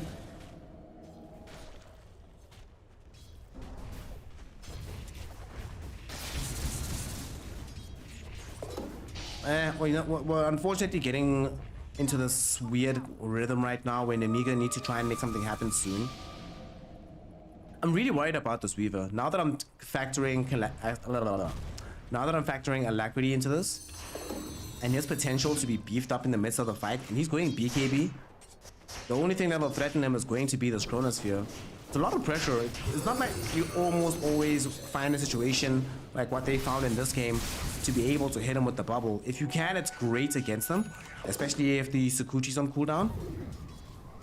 But if not, life becomes so much more difficult. Alacrity with all that damage.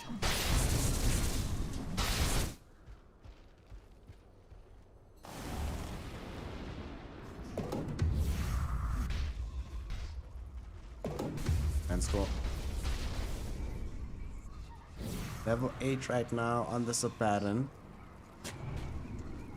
Just going on a small warding expedition. But unfortunately, nothing small in this game, my friend. You might take out the sentry, but you're gonna get taken out for good measure. They use him up to waste this duration of the borrow time. But if it could have been a 10-second spell, you'd still end up dying in this situation, friend. Weaver now has BKB. Oof. Let's go. Maybe they could buy a Blink Dagger on Celery though. He's one hero that could use that kind of mobility. Ooh, Ace. Oof. Cannot connect on the puck. Tried his best with the blink there, and Diracho's really trying to chase him forward, but they bail him out of trouble using these drums.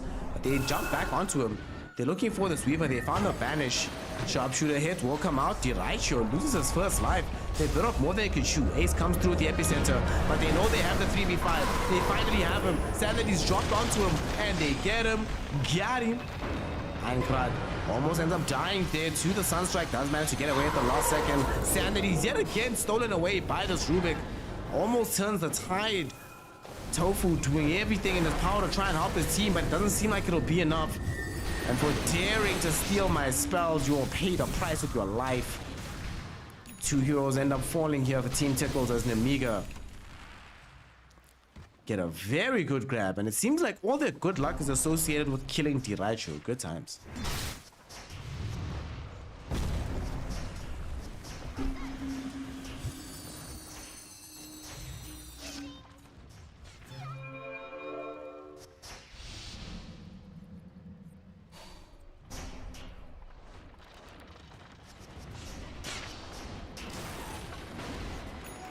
Crud.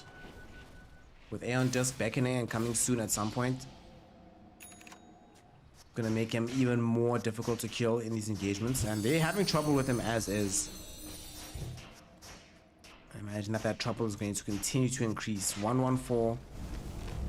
You know, might not seem like a lot at the onset, but considering how low the kill count has been, it's like, yeah, good on you.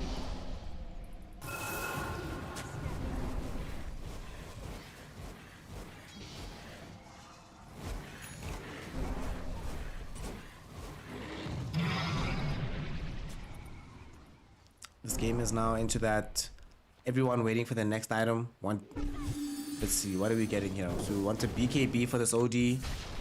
BTs for Park. Well, Team Tickles also tired of the wait. They're gonna try and go in right now. They actually might have vision here. Do they see anybody? Not really. They don't have the vision. You now see Vanskol just peeking out a little bit, so you can make an educated guess as to what's happening.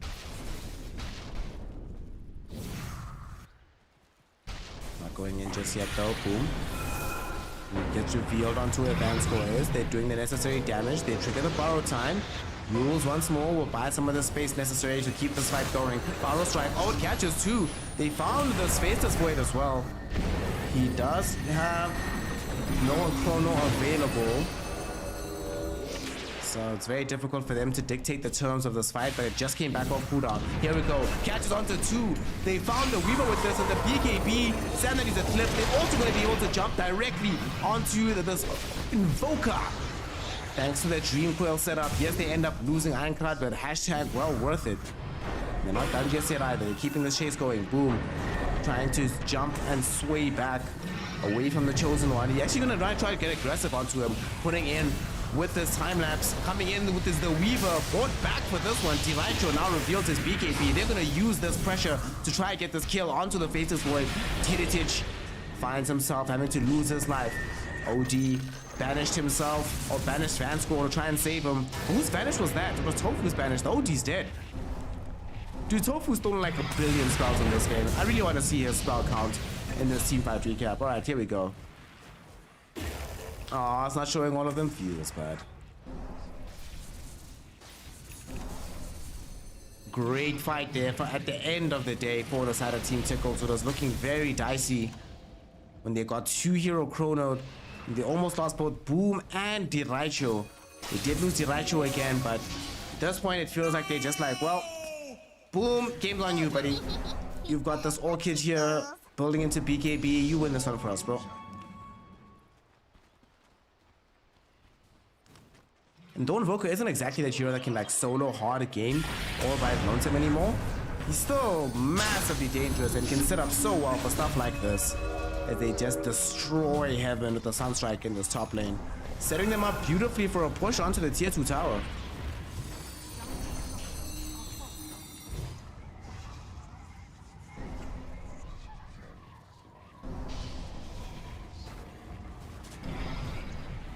D2CL also shows up to make sure that this attempt is safe.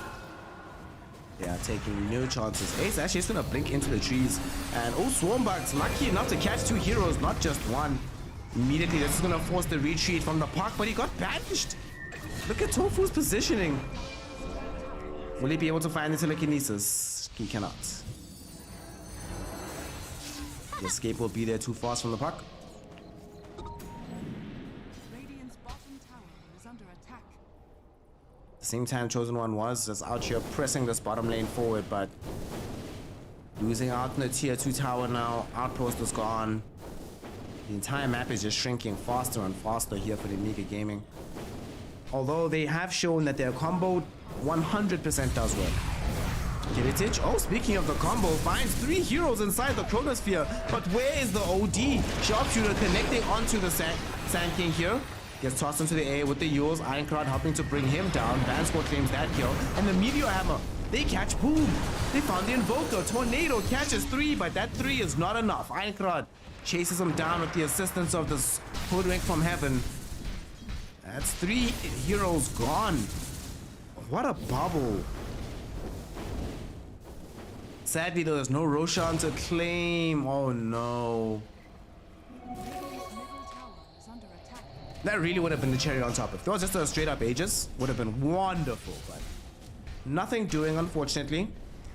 And we are going to be denied an opportunity to see Nemiga really get the reward they deserve. Although they are decidedly now ahead, and firmly so, in this game. This last pick Void really showing his stuff here for Kiritich.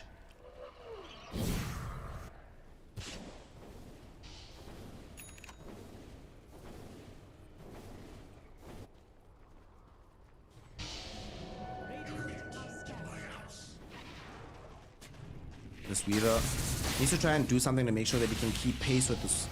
I think the itemization is going for now. Satanic potentially into like Skadi, just like raw tank ability, is definitely the right option. Can worry about damage a bit later. Oh, no bubbles, so just a scouting expedition with the time walk forward. Right try. Oh my goodness! Sharpshooter Sanity's Eclipse, the damage onto D2CL, no chance there. They end up triggering the Aeon Disc of the Ace Sand King. And now they are still just scouting everywhere. Nice silence from Boom. Direct counter park. Aeon Disc gets rid of it. Ace jumped in. They found the epicenter, but they haven't been able to get a kill off of this just yet. Throwing down the Sandstorm. Fade Bolt finally managed to bring down Heaven. But at what cost? They've lost D2CL. Ace, though, is doing quite a lot of damage in the midst of the Sandstorm. Tofu, what are you going to be able to do from the periphery of the fight? Getting chased down right now by the Faceless Void. Makes space for Vanscourt by astraling up this Faceless Void. He blinks away yet again. Dude, Tofu! This guy, this series, are you kidding me? Just been making miracles for his team here. What a save! Yet again, it's Tofu putting on for his team, keeping Ace alive. Ace will eventually go down, but it's not going to come for free as they now have tossed up the all-important Faceless Void. Gets board space as well by a very friendly usage of the Astral. Will there be another Astral? Kiritich, oh my god, he can't kill anybody. They take our Celery, but that's not an important target. Boom found himself getting Astral, and that's going to be a Chrono from Tofu as well. Who is this guy, dude? Are you freaking kidding me? Tofu. Despite the fact that they end up losing the fight, he walks away with his life. Wastes a lot of time from Nemiga. Oh my god. What a display here. And now Nemiga, this time around, Roche is up and they can get into the pit. they're just struggling to keep D2CL alive. 5 deaths in this game, really not having the influence that he thought he would. And they buy back now on this Invoker to make sure they don't lose out on this Aegis attempt. But now they are under a lot of pressure. They need the big man. As we see a blink from OD. It's interesting. Last game, Nemiga had very little mobility. This time it overwhelms them. Almost every hero has either a mobility item or mobility spell. And they use this to full advantage, but they have to utilize this to also get into the Roshan pit. Chrono down for another minute. It's not going to be the solution to the problem of this massive AoE sandstorm. Ace helps to break this Aeon disc. They lift now onto this park. Will they be able to get this kill? Not just yet. D2CL takes away the Aegis. Kiritich thought he could steal it, but he can't, and now he's stuck. Battling against the Weaver, forced to jump away. Time lapse as well as a time walk gets both components or both opponents back in fighting shape. However, the chase is still on. Ace, he manages to find the power strike. They've gotten the catch. Beautiful Aphotic Shield will dispel the Orchid, allowing Nemiga to mount the retreat on the all-important Void. Vanscore, though, as mentioned, does not have a mobility spell or item and therefore will end up dying. But Team Tickles will not make anything in this game easy for Nemiga. Just when Nemiga thought they were going to be on the comeback, Tickles yet again impress with a buyback fight.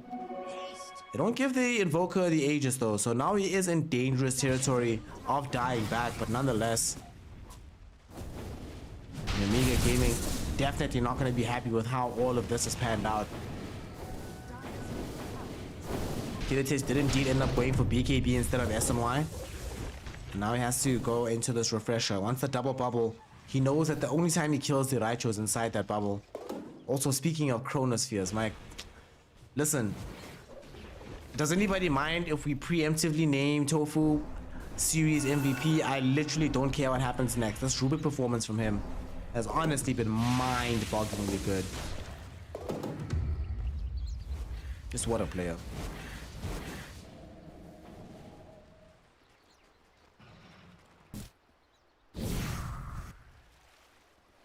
D2CL now doesn't have to worry as much about his life with the Titan Sliver picked up. Some bonus status resistance and some magic resist. It's always nice. Especially with how much he's being bursted by these heroes. And with Aeon Disc. Aeon Disc is going to be the one huge thing that they can't surmount despite how much damage output they have. Then Chronosphere always gets broken. He'll always have time lapse no matter what.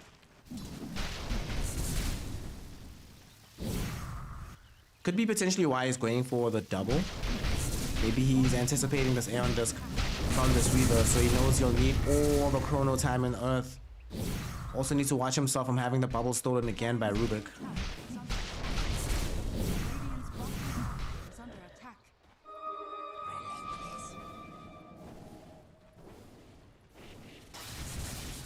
Team Tickles now. Question about this game is whether or not Nemiga can find a way to recover a position where they feel comfortable jumping the fight without the bubble. I think that's what it's coming down to now. When they have bubble, they feel so strong, but without it, such a problem how weak they feel without this chrono. They end up quickly losing Vanscore here. They might try to bubble this. Kiritich just went on a bit of a scouting expedition, thinking about dropping it, decided not to. And D2CL decides to try and run him down. Kiritich, get the Yules out. Will he use the first bubble? Not yet. Tofu hit with some damage and he's still running away. There's been no bashes. Are you kidding me? Kiritich can't even kill Tofu. Now he doesn't have a BKB. Suddenly, Barrel Strike will come out onto him. Tofu throws out the thanks and the PM. They have the easy kill with no BKB on Kiritich. He didn't want to drop the bubble and he couldn't find any bashes. He thought it would be an easy kill on Rubik. He was wrong.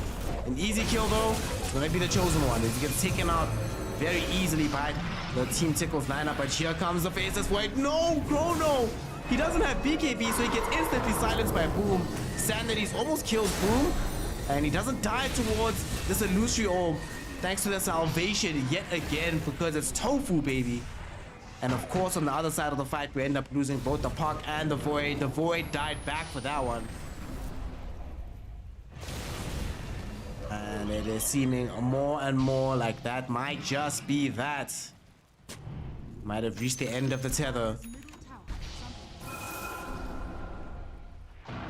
Team Tickles on fire today.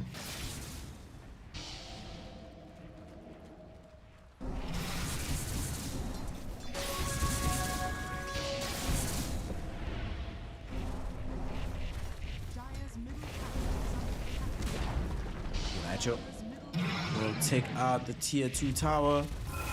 And now here they are on the high ground. Barrow strike yet again. Ace, they get the catch out onto this OD. The chosen one tries his best. BKB running away, doing what he can. Will take quite a bit of damage. Does try to dodge out the tornado, but that just makes him easy prey for the fade balls from Tofu. Aegis does expire, but it doesn't matter. Jiraicho has alacrity now, so a bunch of extra damage and attack speed. They're just taking the buildings. They can't get the full megas because there's still a tier 2 down bottom, but there's so much they're gonna get from this, including the life of this hoodwink. As Heaven pretty much has no chance to walk away. Oh wait, I say that, but with all the spells from Puck, the Aphotic Shield bursting, they actually have enough to kill Ace and force them back. Jiraicho went to go top to play for objectives, so there's a small window that Nemiga do decide to exploit, and they exploit it successfully.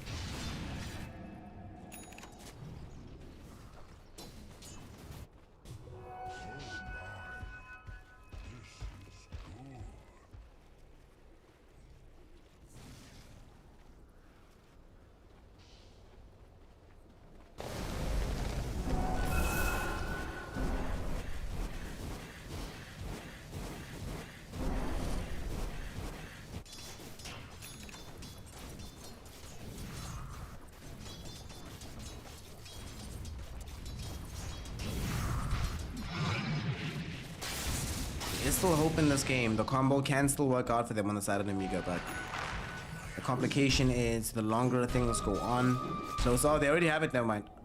They now have Aeon Disc. Jiraicho's gonna go for Skadi. Even if they don't pop the Aeon Disc, they might not have enough damage anymore to kill him in the bubble.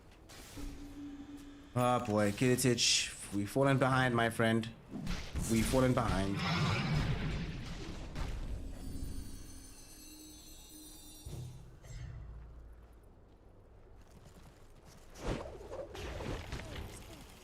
At this point, it might just be genuinely easier for Nemiga if they get refreshers on like practically everybody, and then it just becomes about delivering the combo. Oh well, lol. No. Okay, so Lincoln's here with a Hex, Aghanim Scepter for this Puck. Axe is pretty nice though against Weaver, especially. He's always going to be moving extremely fast in the fight, trying to break the tether. So they're coming up with this final smoke. Not final, but if they get a big enough pick off, it could be the last smoke of the game. They come across Vansco. Oh, small scouting from Kiritich, but now they know he doesn't have this available at least for another second. Aeon Disc popped very early on. They go in for the time walk. Will they bubble this? Kiritich being very patient with this bubble. Too patient perhaps. No salvation comes in. He just barely managed to get off, and he finds the Electro, but he gets hit back with the deafening blast. OD there with the Sanities. Is there enough damage for Delicho? No, there isn't. He's still alive. Finally, he dies from the right clicks on the OD. Delicho is down. Ace might follow him into the grave, and Kiritich baits them. He baited them. They thought they had the kill. They thought they could do it. It turns out they were wrong. What are they done actually? Puck trying to find Tofu. The Gleipnir will stall him up on the high ground. Oof, unfortunate. Waning Rift took him onto this high ground here.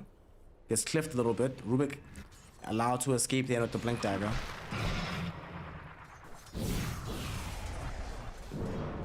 I can't believe Kiritich survived that fight. But that was all OD. That's where the damage came from, him and Aincrad. Just lots of magic output. Aincrad now has an Orchid as well. Octarine, excuse me. No more Orchid. Invoker now has Orchid and Octarine, so it's fine. Orchid Octarine. It's like one of those things you have to say fast many times.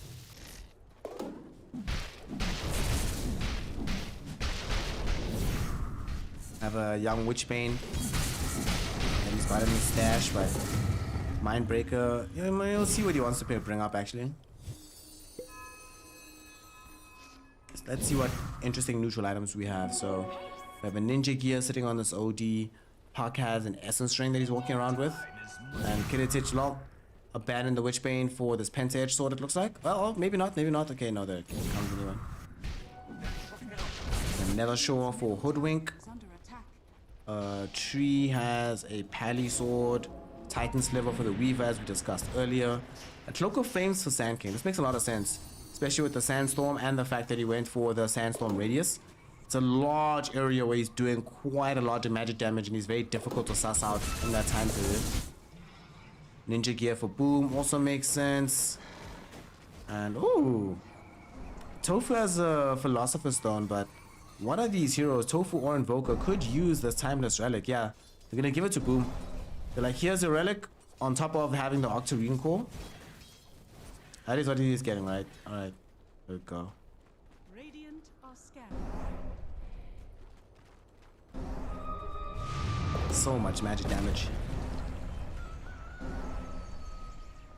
Did get rid of the Urna Shadows quite a while back. But he is going to be going for this Aghanim Scepter, funnily enough. Potentially he's relying on Tofu stealing either the Chronosphere and or the full ultimate. What's ultimate? My god, Dreamquell. I had a brain fart there for a second, my goodness. You see one of these spells, suddenly you're in business, you can still throw out the full Cataclysm.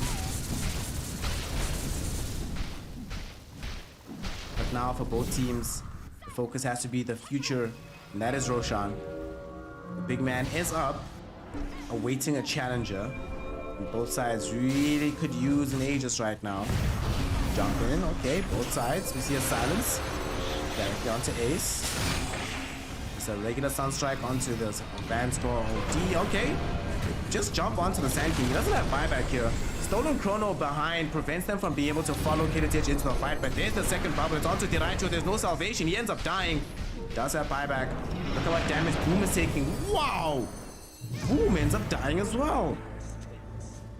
Kiritich is just munching through these heroes right now, and they're not done just yet. They are just gonna look for more buyback on both of these cores. They've already got the Rubik and this Invoker in a very bad place. This might be a quick dieback onto Boom, and indeed it's gonna be 2 minutes in the grave, no buyback.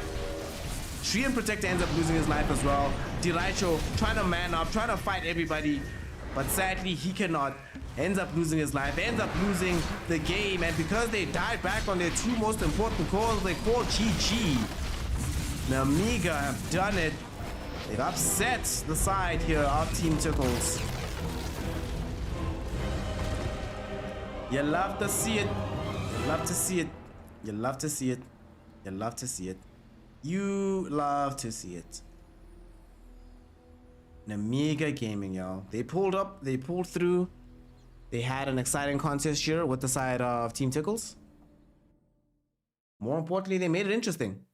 Didn't allow this one to just be a quick walkover on behalf of the side of Team Tickles here. So with a game and a victory like this, as Nemiga, you are extremely happy about your confidence in Kiritich. He rewarded you magnificently as this game went on. This Void, this last pick Void was like perfect for their game. Took a while for it to start really kicking in, but once it did, it was magnificent. And even when they had tools for dealing with him, the 1-2 punch of Void and the OD was just way too much. How much damage did they do together? Dude, look at how much damage all these cores were dealing. Even the Hoodwink, actually. These sharpshooter hits constantly on these cores were doing quite a lot of work. And every single time that you see them come out, it would be on these heroes that thought they play aggressively because they thought they were safer than they are. They're like, oh, Chrono's down, Void somewhere across the map, it's cool. It's not cool. Puck salvo of spells, Hoodwink sharpshooter, maybe one astral hits and you're dead. Very interesting game here. Nemiga Gaming, they bring it back. They bring it back. They make it 1-1 right now. Okay. Okay. I like the fact that they didn't decide to have this be just like a walk-in, like they didn't think it walked over. And they made sure also to itemize appropriately. Itemized perfectly actually for this game. It was wonderful. So well done to them. Good job to Nemiga, and that means we get a game 3.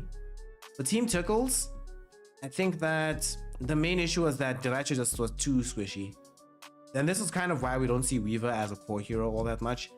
He's the worst combination of like drow squishiness, but he needs to play chest in like a Sven or something. It just doesn't work out. Just doesn't work out. Well, with that done, game 3 is now on the horizon. We're 1-1 here. The winner of this guaranteed top 3 in the D2CL. Loser, you just drop down to the lower bracket. It's okay. It's not so bad. But which one of those teams would it be? We'll find out together as we return for some more Dota action. If you haven't already, use the time in between the games to go give the man a young follow. You know, you see that button, hit the follow button, do the right thing, and support the stream as well. You know, 2022 is going to be the year of great shilling. So please make sure to support the stream in whatever way you can, whether that be a follow on Twitter, you know, a donation through PayPal, which are buttons like right underneath the stream in the about section, or a subscription. All these things help. The follow is mandatory. That's your obligation, but all the other things, support your favorite local streamers. Some of them are free, some of them are not.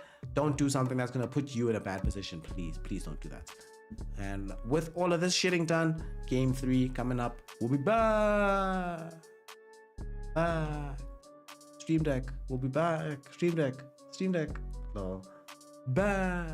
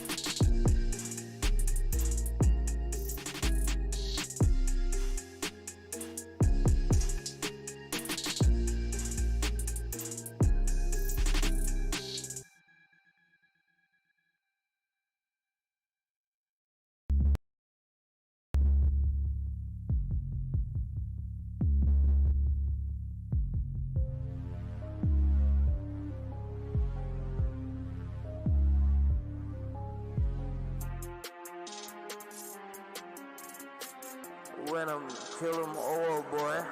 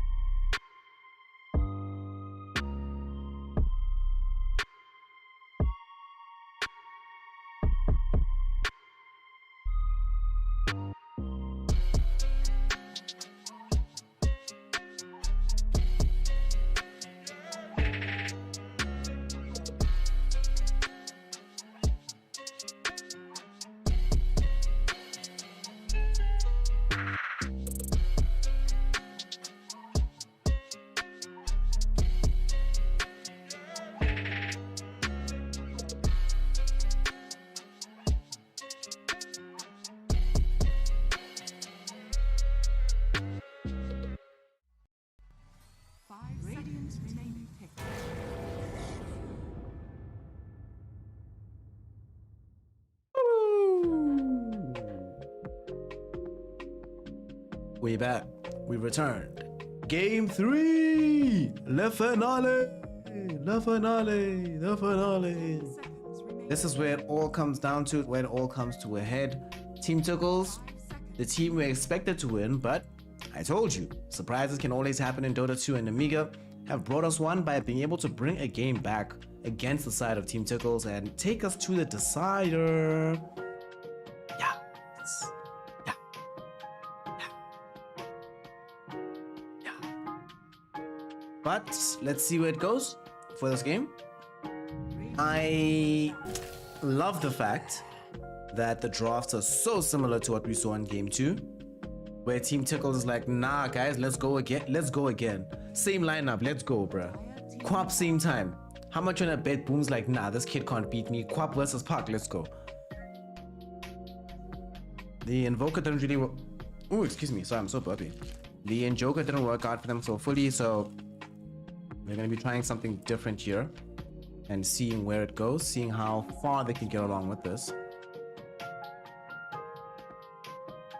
seconds remaining. The big thing about having this puck early on, I think, for Nemiga, it seems to give them so much confidence of the fact that they can do something on the map. The whole game, they never really felt like they were ever going to be in that situation where they'd smoke up but find nothing, no matter where they moved. This time around, they are in a already like, listen, Anacrad, lead the charge, my friend. You did it before, do it again.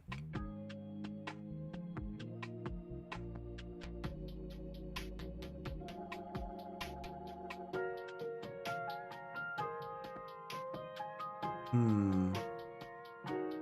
10 seconds Team Tickles now. 5 seconds With this Weaver, Queen of Pain.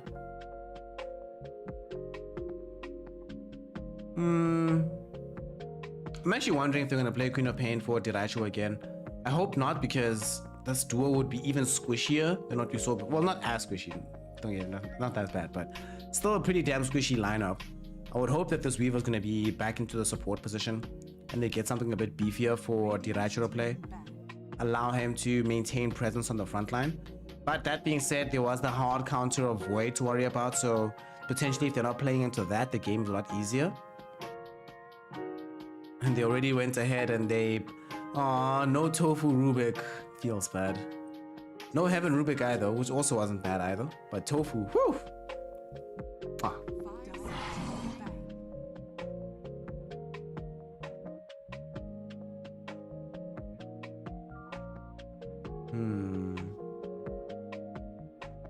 Morphling. El Morpho gets banned away. So Kiritich will always play like a hyper hard carry, right? What's left for him? Medusa's still in the pool with a Baron that can be quite great, so Puck to set it up for as well.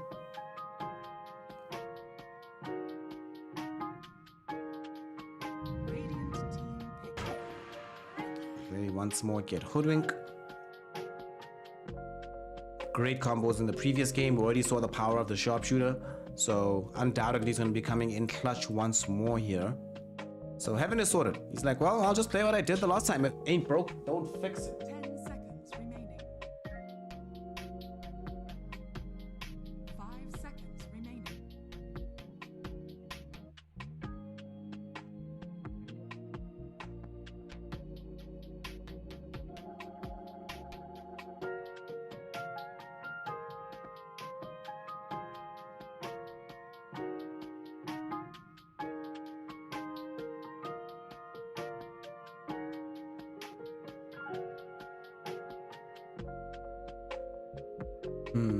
What do I want to see here? I want to see some beef here for the lanes. That is the one aspect of the game I think Team Tickles weren't as stellar in the previous game as they were in game 1. So who are we getting here for ourselves? Do they go back for their ENG from game 1? Do we maybe get Bane? He's still in the pool somehow? No, he just goes straight up for the Luna. Alright. It does at the very least reveal to us that this Weaver is indeed a 5 position, or at least a 4. Luna's going to be the one gracing us with her presence. The Moonrider herself charging into battle. Tons of magic damage and a lot of physical damage now. 5 seconds. And if it's the Luna that's the one that has a double life, then the Weaver can stay farther back. Even if they do go for a last pick Faceless Void again, they don't have to worry about it as much because you chrono her, Weaver gets out 100% of the time, it's all good.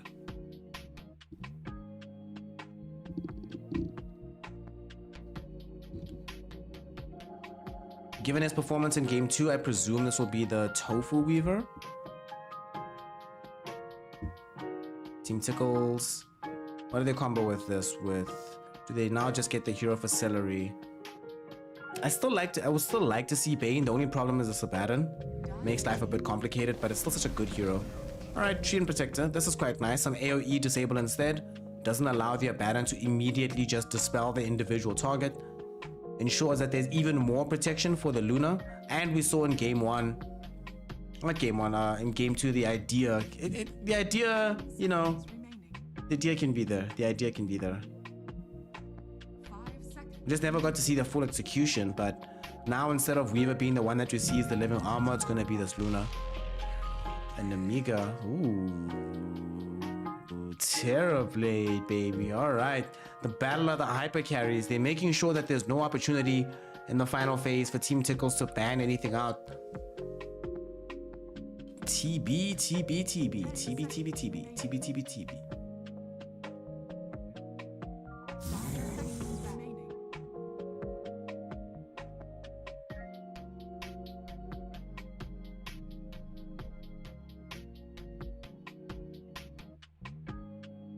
Radiant team banned. Terrorblade. The position that they find themselves in right now with this TB at present is they have also a backup, of course, of the Abaddon. Treant Protectors there.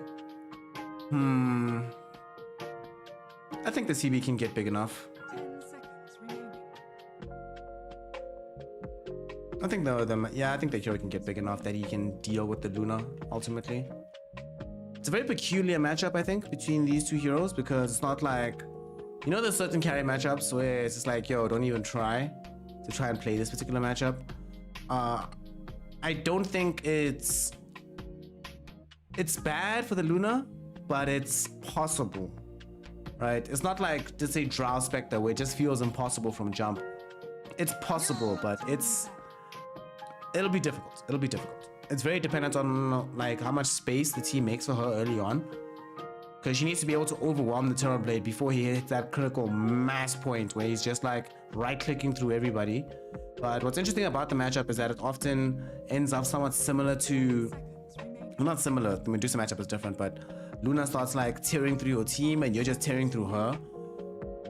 Especially with this lineup of Quap, Weaver, Treant Protector, somewhat elusive heroes, so there's going to be a very big target on the Luna's back at that point in the game.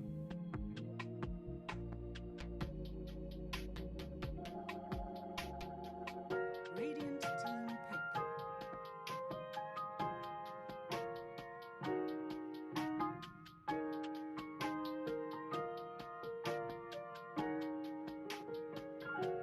Dire team pick.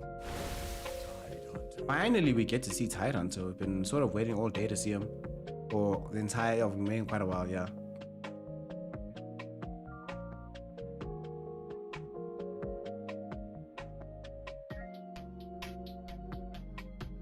Seconds remaining.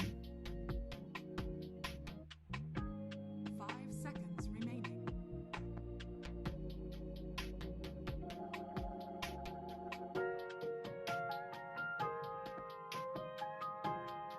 The thing about having the Tidehunter is going to be great with the damage reduction onto the Terrorblade. Big team fight that helps a lot as well with Quap, Luna, and Treant Protector. And it'll just be a way for them to try and surprise and catch Puck. Before this, they didn't really have that many stuns. Now it's sure one big one, but it's some. It's some.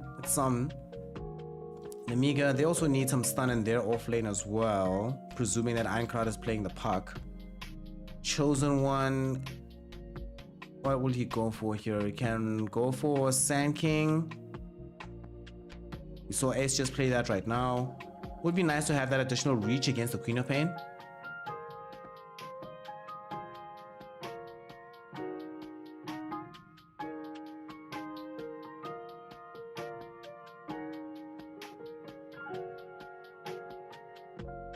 We could also see them decide to do like something. Nah, you can't go like Lycan or whatever. I don't think you can do that. LC doesn't feel like she really fits this draft. Mars is banned. Pango. I keep forgetting about Pango as a hero. just rolls up into my mind.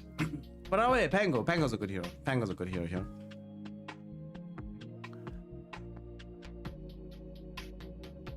They have a lot of disruption, a lot of ways to catch, or not catch, but like prevent the side of Team Tickles from just having free reign in the fight.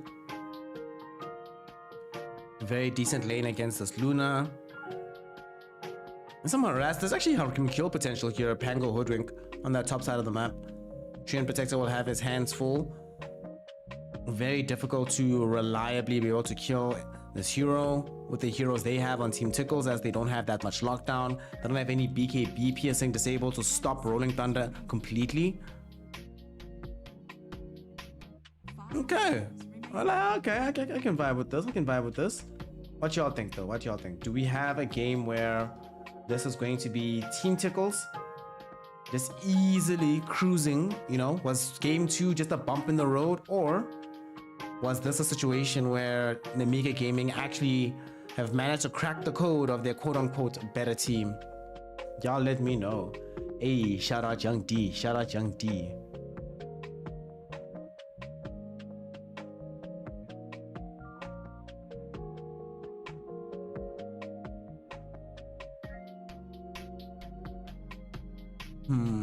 One thing I really like about this Pango pick as well is it's so good with puck. It can really help you in situations where you want to ensure either a last tick of damage and or a hero snaps the coil.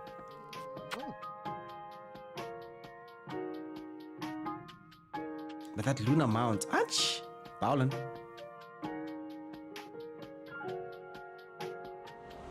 Bowlin. Bowlin, Bowlin, Bowlin, Bowlin.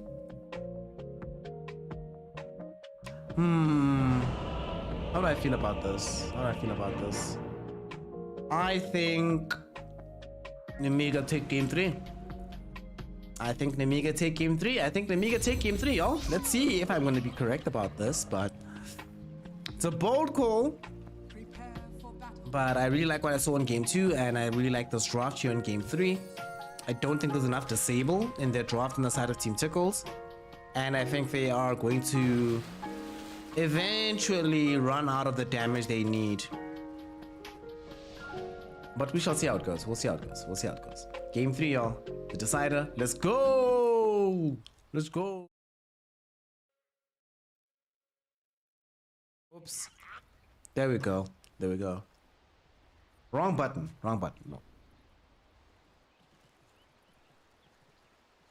And look at this. They want to play potentially into the lane with Luna. They have Kiritich situated on this side of the map. They were talking about it, but he's like, nah, we'll go top. It's fine. The thing is, there is a portion of the game where TB just wants to be farming in the jungle, and Luna feels really strong. And then she can just wreak havoc on the map. You play aggressively into her, you kind of sort of skip that phase of the game, and you force her to also be farming in the jungle, so she's not playing on the map strongly. But it's a bit risky, because if it goes south, then that point in the game comes even faster. Nice steal here from Tofu will enable them to get the 3-1 bounty rune trade. And my camera is free! Wait, I just want to quickly check something, actually, about the camera. Let's see. Directed. If I go back to free, it does. Okay, it works. So if you override the camera, you can't zoom in or out. You actually have to go back to free camera. That's very smart. And it looks like they wanted to run an aggressive tri-lane of their own on Tickles. Nobody wants to lane, dude. Diraicho is not showing. They're not showing Kiritich yet. They now know that Diraicho is top with this Observer Ward, but I think this other Observer Ward spotted Kiritich. But now he's here. They have meta. They're gonna pop it. Once you're able to get some of the CS as fast as possible. Double heroes, excuse me. Range heroes against the Tide Hunter right now. Does put him in a precarious position. And they are not going to port down this Luna. They're going to walk her down. But by the time she gets here, meta will practically be finished, so maybe Kiritich will not mind making the walk back top himself. Ah, lol, hilarious, dude. And yep, there we go. Tied for the top. And there goes Kiritich to follow him. They might do the thing where as soon as they see Luna leave, they immediately start swapping themselves. But this might also be the end of the shenanigans for now, as the game proper will be underway. Time to steal the camera. Thanks, Russian gang. We appreciate it. D2CL show. We'll port top now, and now the decision must be made. Will we walk down with Kiritich, spend that time making that movement, or have we done enough shenanigans that we feel we can just survive this pressure? I mean, it's not an aggro lane anymore with the 3 heroes in this top lane. Terrorblade, not renowned for being the strongest laner in the world. They might decide to bring additional heroes up top, but for now they're just weathering the storm. I mean, Luna at this point only has a single CS. So ultimately, you are the big winners here on Nemiga Gaming. Chosen one. As he's been able to find himself down bottom. Oh, Kiritich almost dies. Van score. Woo! Here in time. Thank you for the aphotic shield. Miss Quail will come soon and everything's fine. Everything's okay. Now Luna will have the space to get the necessary CS that she requires.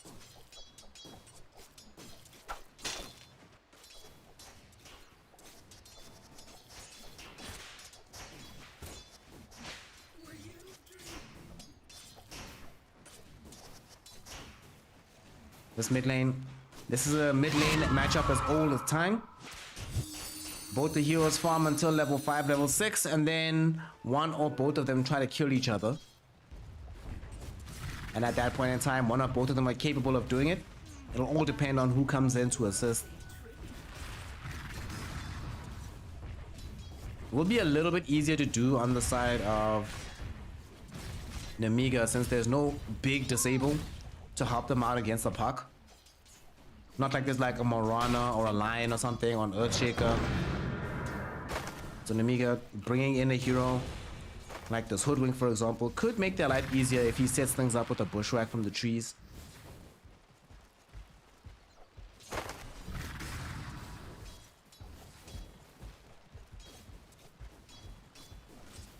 Kiritich. Suffer a little bit here. Got too close to the sun. Had the meta, but oh, they want to turn around now. Look at the damage going back onto D2CL. It does have the stick charges. It's a full wand, in fact, so we'll be okay. That came down to the wire. Both core heroes pressuring each other, but ultimately still, Kiritich, the recipient of better games thus far. But Team Tickles know. They want to put this pressure out now.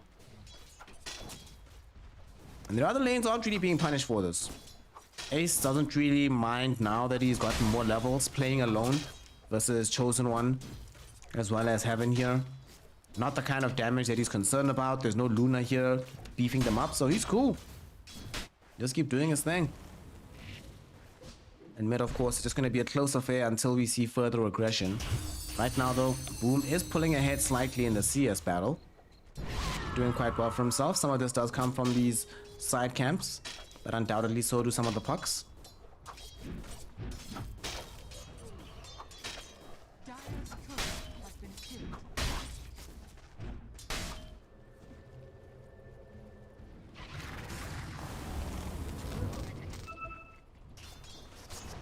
They've been doing a great job putting pressure top onto the Terrorblade.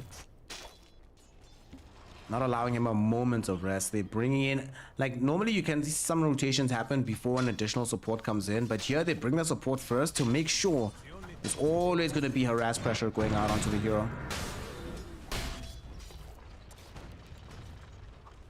I think they're going to spend some time with Tree and Protector, just roaming the map a bit, stacking camps, preparing the Luna's farm for later.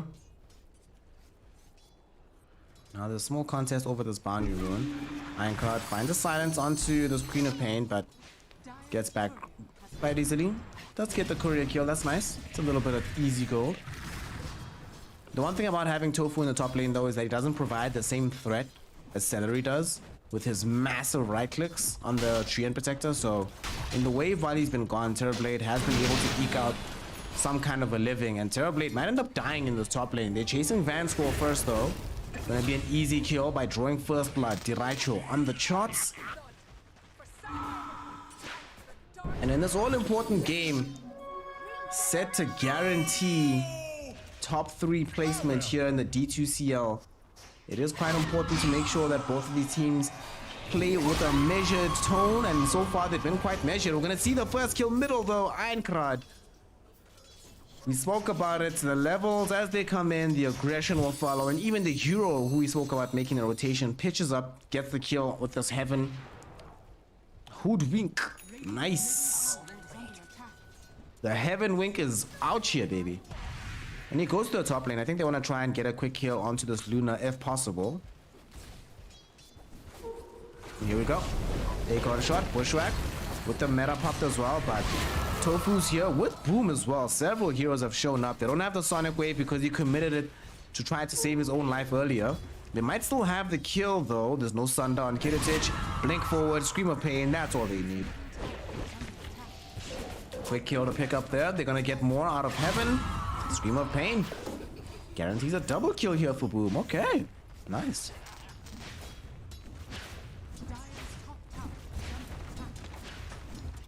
Nice.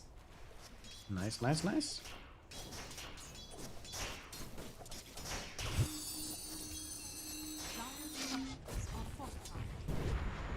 Radiant's middle tower is under attack. Dire's tower is under attack. They end up taking out the Sion tower in the top lane. Tickles now. Slowly but surely going to start choking out this here map. We can get pretty far forward with Boom.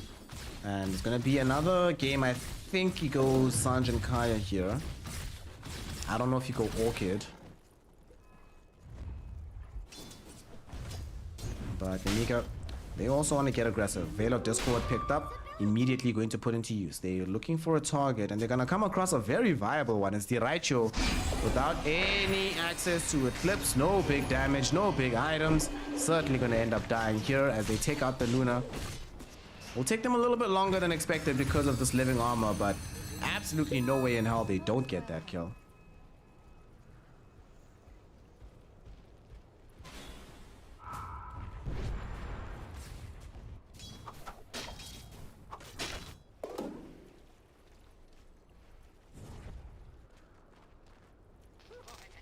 Kill picked up.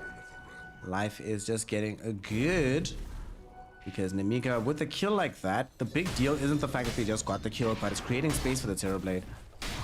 They laned very well against them, so he needs to be able to find that space, and we're talking about it, that space where he's in the jungle, but Luna can feel threatening, and Luna, she's not there yet, but she's gonna be there much sooner than the Terrorblade is, and that's why they want to keep pushing this tempo right now by sieging upon this tier 1 tower in the mid lane.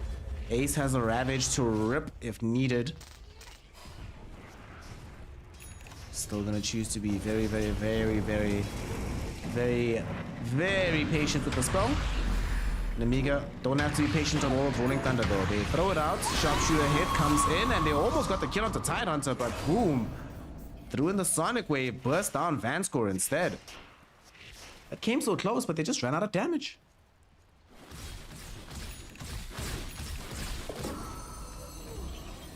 Just ran out of damage. It almost always happened when trying to kill a watermelon, but in this instance, he also had the backup of living armor. Not an easy kill by any stretch of the imagination. Radiant's bottom tower is under attack.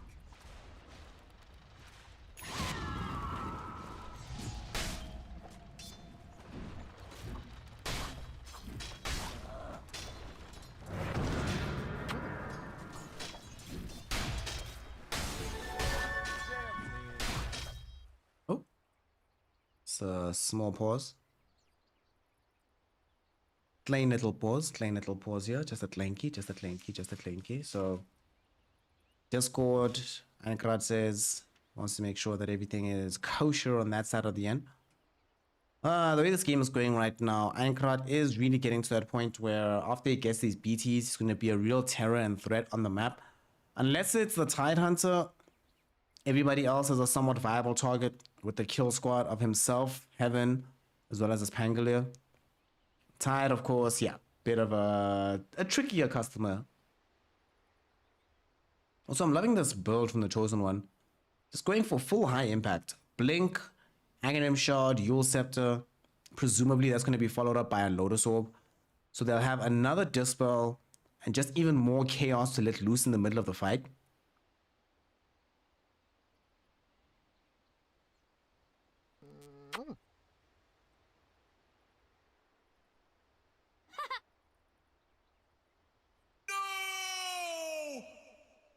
Well. No! Oh well. Oh well. Discord isn't working suddenly. Best app ever. Celery here. Arcane boots on the menu. Nothing exciting on the map really. In terms of items at least.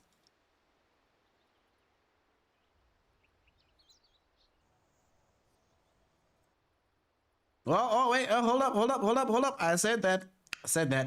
But this is a bit spicy. Our Terrorblade players out here building a hand of Midas. Really feeling the pressure for how badly the game has gone for him so far. Sure, he's only died once, but definitely feels like he's died more with how little he's been allowed to do on the map. Oh, well. Terrorblade. Hand of Midas going to make a huge difference. But it does mean that there's even more time that he has to spend not really participating in his team's fights. So Eintracht and the Chosen One definitely need to hold it down. The problem though is that Chosen One is going for this more util oriented build. They might start running out of damage. So now Eintracht, it's all on you, bro. It's all on you. You and the sharpshooter, basically. And boom, ish. Someone has to ask and say, yo, what's the situation there, boys? You're coming right there, boys. We are not coming right there, bro. We're having issues. We're having a problem here. You see Abba decided in the background while we're playing this game, he's like, oh, game's gonna be easy as hell, you know? Let me download Cyberpunk or some shit. I don't know.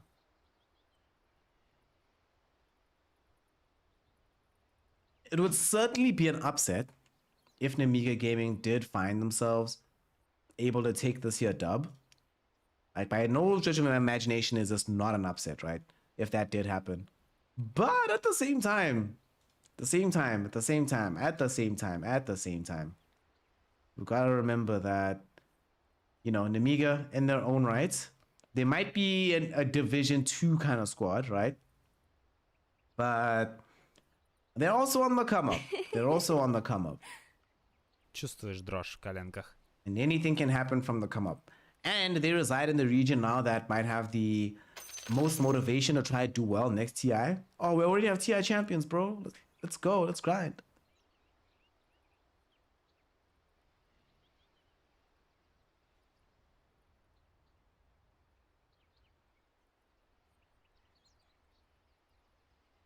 Hey, we finally have the G-Core. Wonderful. Wunderbar. Let's go.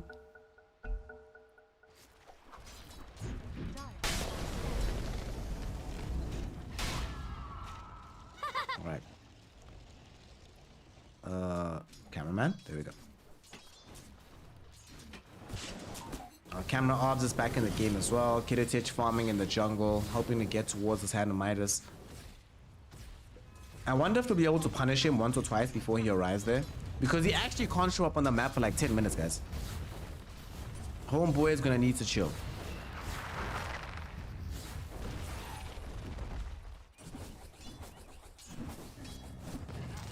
Diracho in the meantime, he has opposite problems. He's like, damn team, where are my stacks? I want to farm faster.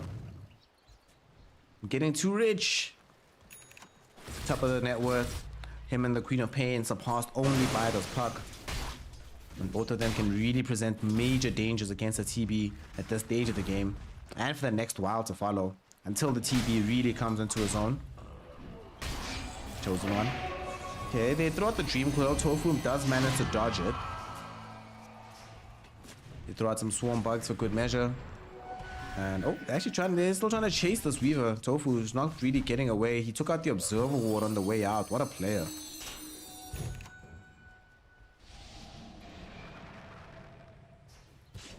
Dude, Tofu is just... What a player. This entire series, he's been a boss. Practically hasn't put a single foot wrong. And crud. Try to jump him, but not gonna end up happening.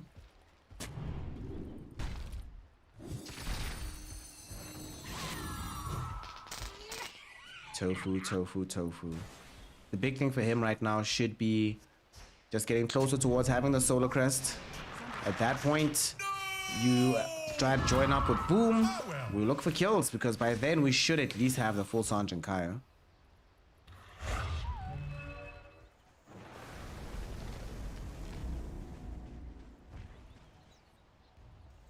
This game has slowed down, and the game slowing down very much benefits Nemiga.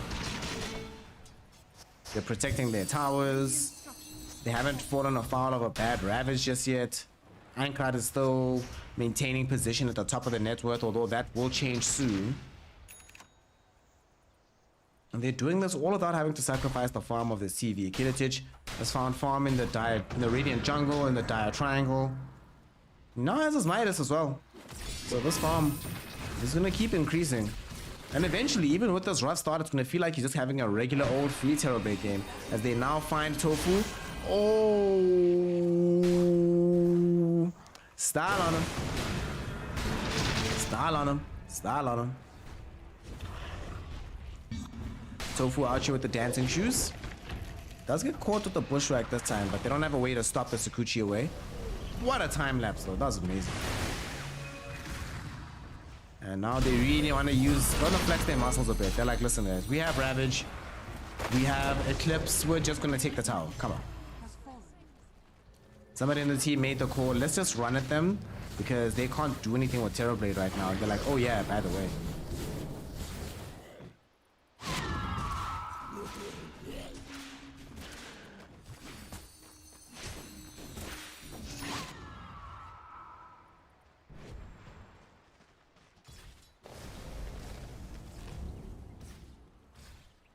Kiritich. Solar Crest being built up for this Weaver. Gonna really help against Kiritich as well, but he doesn't want any truck with anybody. Might get lucky enough to take the tier 1 tower bottom, but it's gonna be hard. He might have to pop meta if he wants to try to take this, given that the tree and protectors on the map. But Tree might have other concerns. He's busy with his squad right now, giving the living armor to Ace so they can take the Roshan.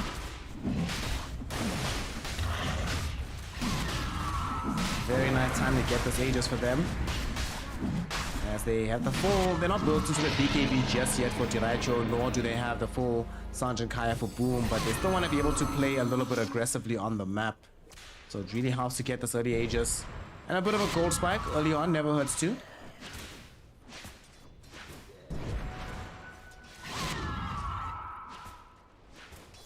Boom is so farmed. Kind of crazy actually. Boom has just been finding a lot of fun this series in general. Even in the games where they lose, he's been looking very, very good in the farm department.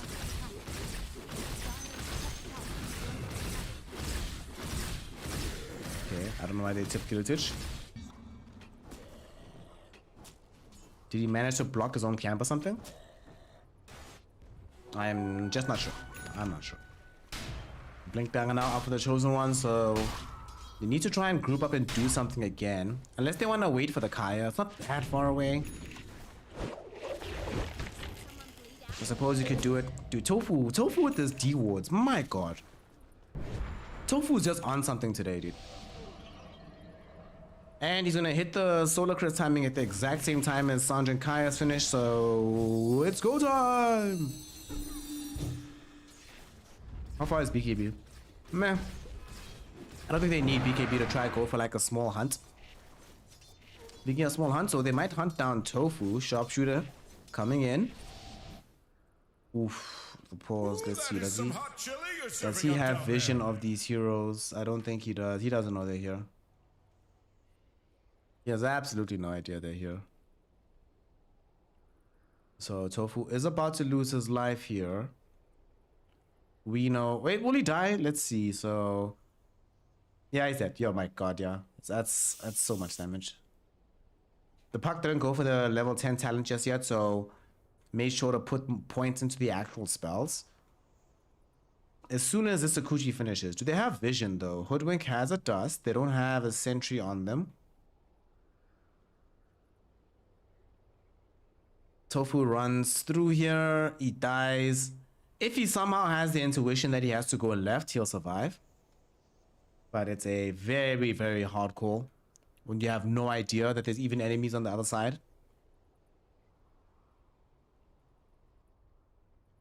By the same token, let's see, Vansko, they don't really have a beat onto him. And besides, he's done his job, protected Kiritich, who's leaving the area. But sadly, he has Midas of cooldown. Oh no. Oh no. Oh no.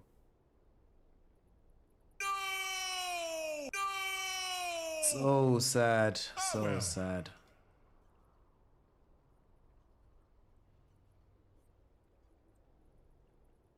Eish.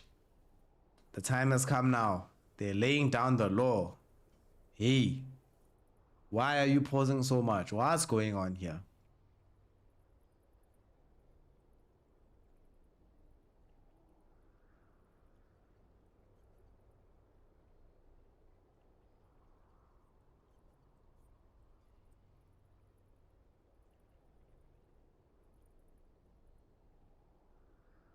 At this point, I'm also wondering now, since we're paused for so long, what's the plan going to be for them to win the game? Because Team Tickles, this Aegis has to accomplish quite a bit, I think. It has to put them, at the very least, in sniffing distance of an outpost and then some. But I really don't want to see this game drag for another 10 minutes without them being in a winning style position, because Kiritich, his itemization is perfect for what they need in this game. The Scotty, the BKB, the Manta style. And these items will come if they don't swap him.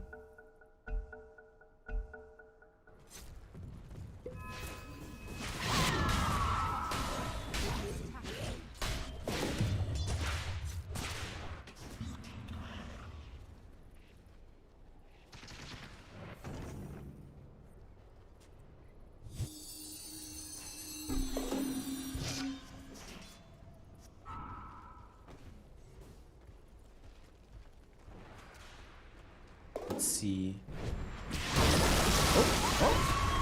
Oh, I didn't expect that. I didn't expect that. Nor did Kiritich. Big Ravage, big Sonic Wave. They take out the Terrorblade. Okay. Wards win games. They catch him underneath some vision. And now the fight's still continuing. They also caught Ace here. They know there's no Ravage though, so it's not the biggest priority kill in the world. Overgrowth buys some space from this Treant Protector. Without the TB, they really don't want to get involved here. They don't actually have the damage right now. Remember, Chosen One did not build like a Maelstrom or anything, but they do still manage to get a quick latch onto Boom. However, no sharpshooter, so they can't follow it up really.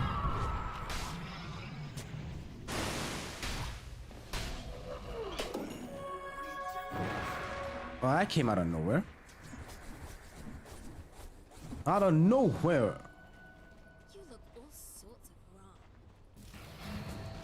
It really was out of nowhere, that particular fight, because suddenly, without Kiritich being alive, Team Tickles still have this Aegis and they still feel really, really strong. And this is a part of the game where they know they're way stronger than Nemiga.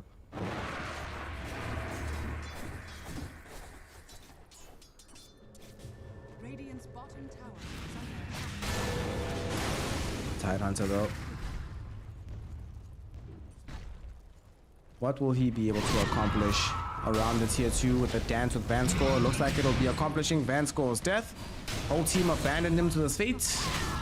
I love how they're not even taking the tier 2. They're just literally hunting heroes around this area. This is ridiculous. Dire's middle tower is under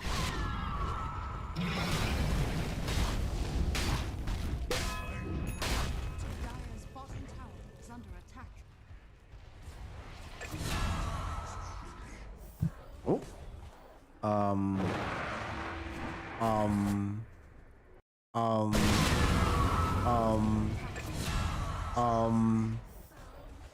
How? When I saw a death, I thought it was like the hoodwink or something. I was like, oh, whatever, just another support. So Kiritich, not with the crew right now, but he's farming in such a dangerous place here, dude. Why is he here, bro? This is way too dangerous a place to be at this stage of the game. When he knows how much power the enemy team has, he knows he doesn't have BKB himself just yet. Oof. Oof. Oof. That is very, very painful. My God. My God. Somebody throw some flowers down for the homeboy. With a death like that, it really opens up this window that Team Tickles has. They've got like 5 minutes now. Longer than they would have had otherwise. Just completely uninterrupted. Because it's the second death back to back. Completely unforced. Oh boy.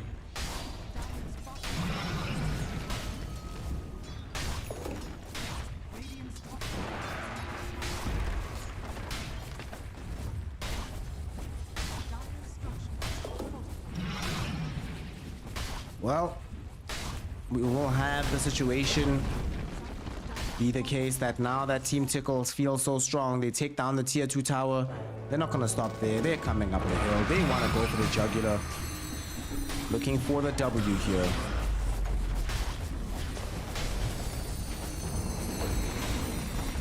Will they be able to find it is the question. Chosen one. Okay, they're putting a lot of pressure out onto Diraicho. Diraicho pops BKB.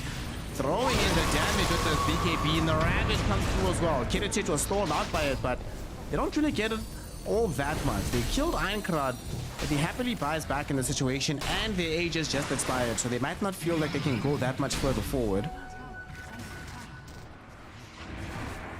Team Tickles, they back away, happy to have at least forced the buyback.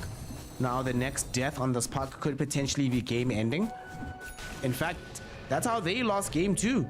But they took a bad fight after a bad buyback, and suddenly everything changed for them. So they understand they're right now on the cusp of victory, on the cusp of this 2-1. They just need to be able to keep killing Kiritich. Stop this Terror Blade from getting anywhere further. He's still stuck with just Yasha Manta, not where you want to be as a TB. Dude, he's so desperate. Look at this desperation. He grabbed the Philosopher's Stone, bro. Tower is under attack. When have you ever seen a Terror Blade? Wilder's an Abaddon hoodwink in his team. He's like, hey guy, gamers, bro, I've got debts to pay, my G. I dog. Listen, real talk, Kiritich, I understand. We've all been there, boss.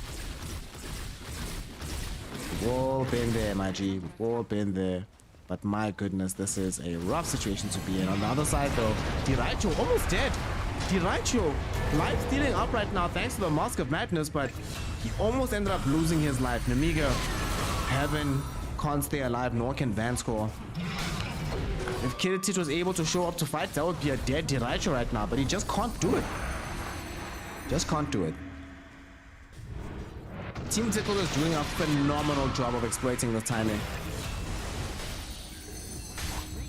Knowing that they've done enough early game, they're never going to allow Terrorblade to actually get into this game. Tofu, we are a big fan, my friend. We are a big fan. Been killing it this series. Now they're taking the first lane of Rax, set to make that a double. Thank you very much.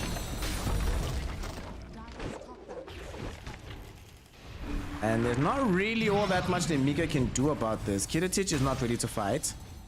Einkrad's already dropped spells. We'll be able to have Dream Coil again in 15, but doesn't have Blink Dagger just yet either. And the Chosen One just doesn't deal damage. Just doesn't deal any damage at all.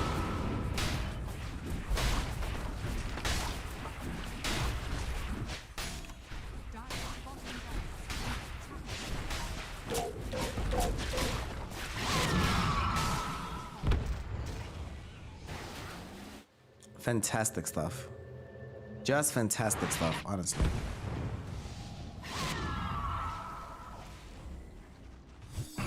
This performance has been quite stellar from the side of the Team Tickles. And I love how patient they've been as well. It's been a very low kill game, but that's because they don't feel a need to jump forward and Nemiga can't. They only go forward for the guaranteed moves. I mean, sure, they've been finding a lot of them, but it's how they've been systematically cleaning out the map, which is much more impressive. There's just no space at all for Nemiga. Diracho's also bonkers farmed. Butterfly about to be finished. Are you kidding me? With Satanic BKB Dragon Lance. Okay. Radiant's top tower is under attack. 5k gold up on the Terrorblade. 2 lanes of racks up. Win probability probably north of 90 right now. 99. They're leaving 1% hope for this Terrorblade, but I'm pretty sure that we're at the 99.99s here. We're rounding up. We're rounding up for Nemiga's odds in this game.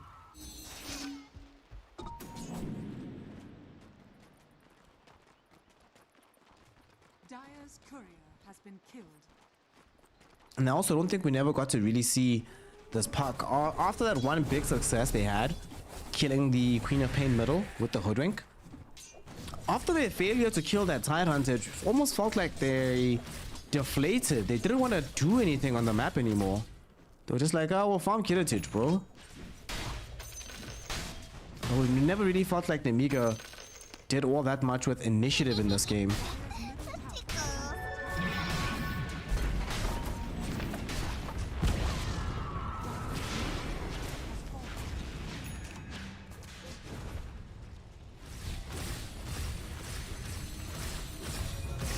Well, now unfortunately for Nemiga, the lower bracket beckons because a massive 5-hero Ravage with Sonic Wave over all of them, Eclipse flying down, the core's already gone, 2 of them don't have buyback, Abaddon follows them into the grave, and yeah, that's it. Yeah. They knew it was done and there's no chance here, and it does become an affair where it is GG Rob Pulley at the end of the day. Team Tickles will take game number 3 as if there was any doubt.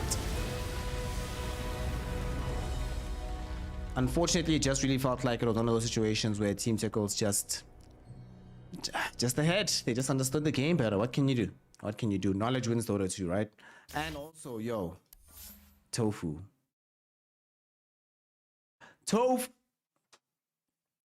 yo. Tofu, okay. Can we just talk about how sick Tofu was in the series? He didn't even die in this game. Are you kidding me? Boom died, Diraisho died, but no one else died. Just Tofu, great series. Honestly, this third game was Team Tickles completely outclassing Nemiga. Figuring out what to do in the laning phase. Nemiga didn't want to keep responding. They're like, nah, we got this, we'll just play better. But they put a lot of pressure on that Terrorblade lane in the sense that Vansko almost had to go home to replenish like mana, items. Kiritich was struggling to farm in the lane. They didn't bring in rotations to help him. He went back and was sequestered in the jungle for so long. Went for the Smitus, but unfortunately didn't find any items after picking the item up. Just wasn't meant to be. Wasn't meant to be. Nemiga, they actually put on a good trend. They put on a good trend. Let's not be too critical of the team. I think that they had a lot of great ideas in particular. Just there was a little bit of problems with the execution, and they just had difficulty figuring out exactly how to respond when Team Tickles flipped the script. And that's the big thing. Game 2 they won because the script for Nemiga was pitch perfect and they played the game according to that script. But both game 1 and game 3, Team Tickles would put a little bit of a spanner in the works, and suddenly Nemiga couldn't really adapt. So that's going to finish it off now. We're done. We're finished with Klar. 2-1 in favor of the side of Team Tickles as they will walk away guaranteed top 3. They are in the upper bracket final to play up against either the CIS Rejects or Navi. It's going to be the CIS Rejects. And that one, that one's going to be a banger. That one's going to be a banger. Sadly though, Speaking of bangers, though, I have unfortunate news. Is that I've run out of energy, y'all. Like, I've been on vacay and I was like pretty tired before we started, and it turns out that I'm more tired than I thought. So it looks like we're just doing this series. We're not going to have a second showing for ourselves, unfortunately, but we had fun, right? It was a good series. It was a good time. It was a very, very good series. And I'll try and watch it, the other one. And maybe tomorrow or something, we'll talk about the results. Anyway, for now, y'all, I've been Snare, your boy. Slowly but surely, we're coming back into the casting hustle. At least on this channel, you know, for DPT, it's a big difference. I'd actually forgotten how much work solo casting is relative to casting in a pair. My God, it is a lot more work. So I gotta ease myself into it. Like, one series will increase it to 2 a bit later, but for now, we are gonna take it easy. Thanks y'all for joining me. Like I said, thank you all who followed me. A special shout out to Saint D and Ghost Proxy who came through with the subscriptions. Y'all literally helped make this possible. Yeah, because I've been living off gaming for like almost a year now. It's been pretty great, pretty great.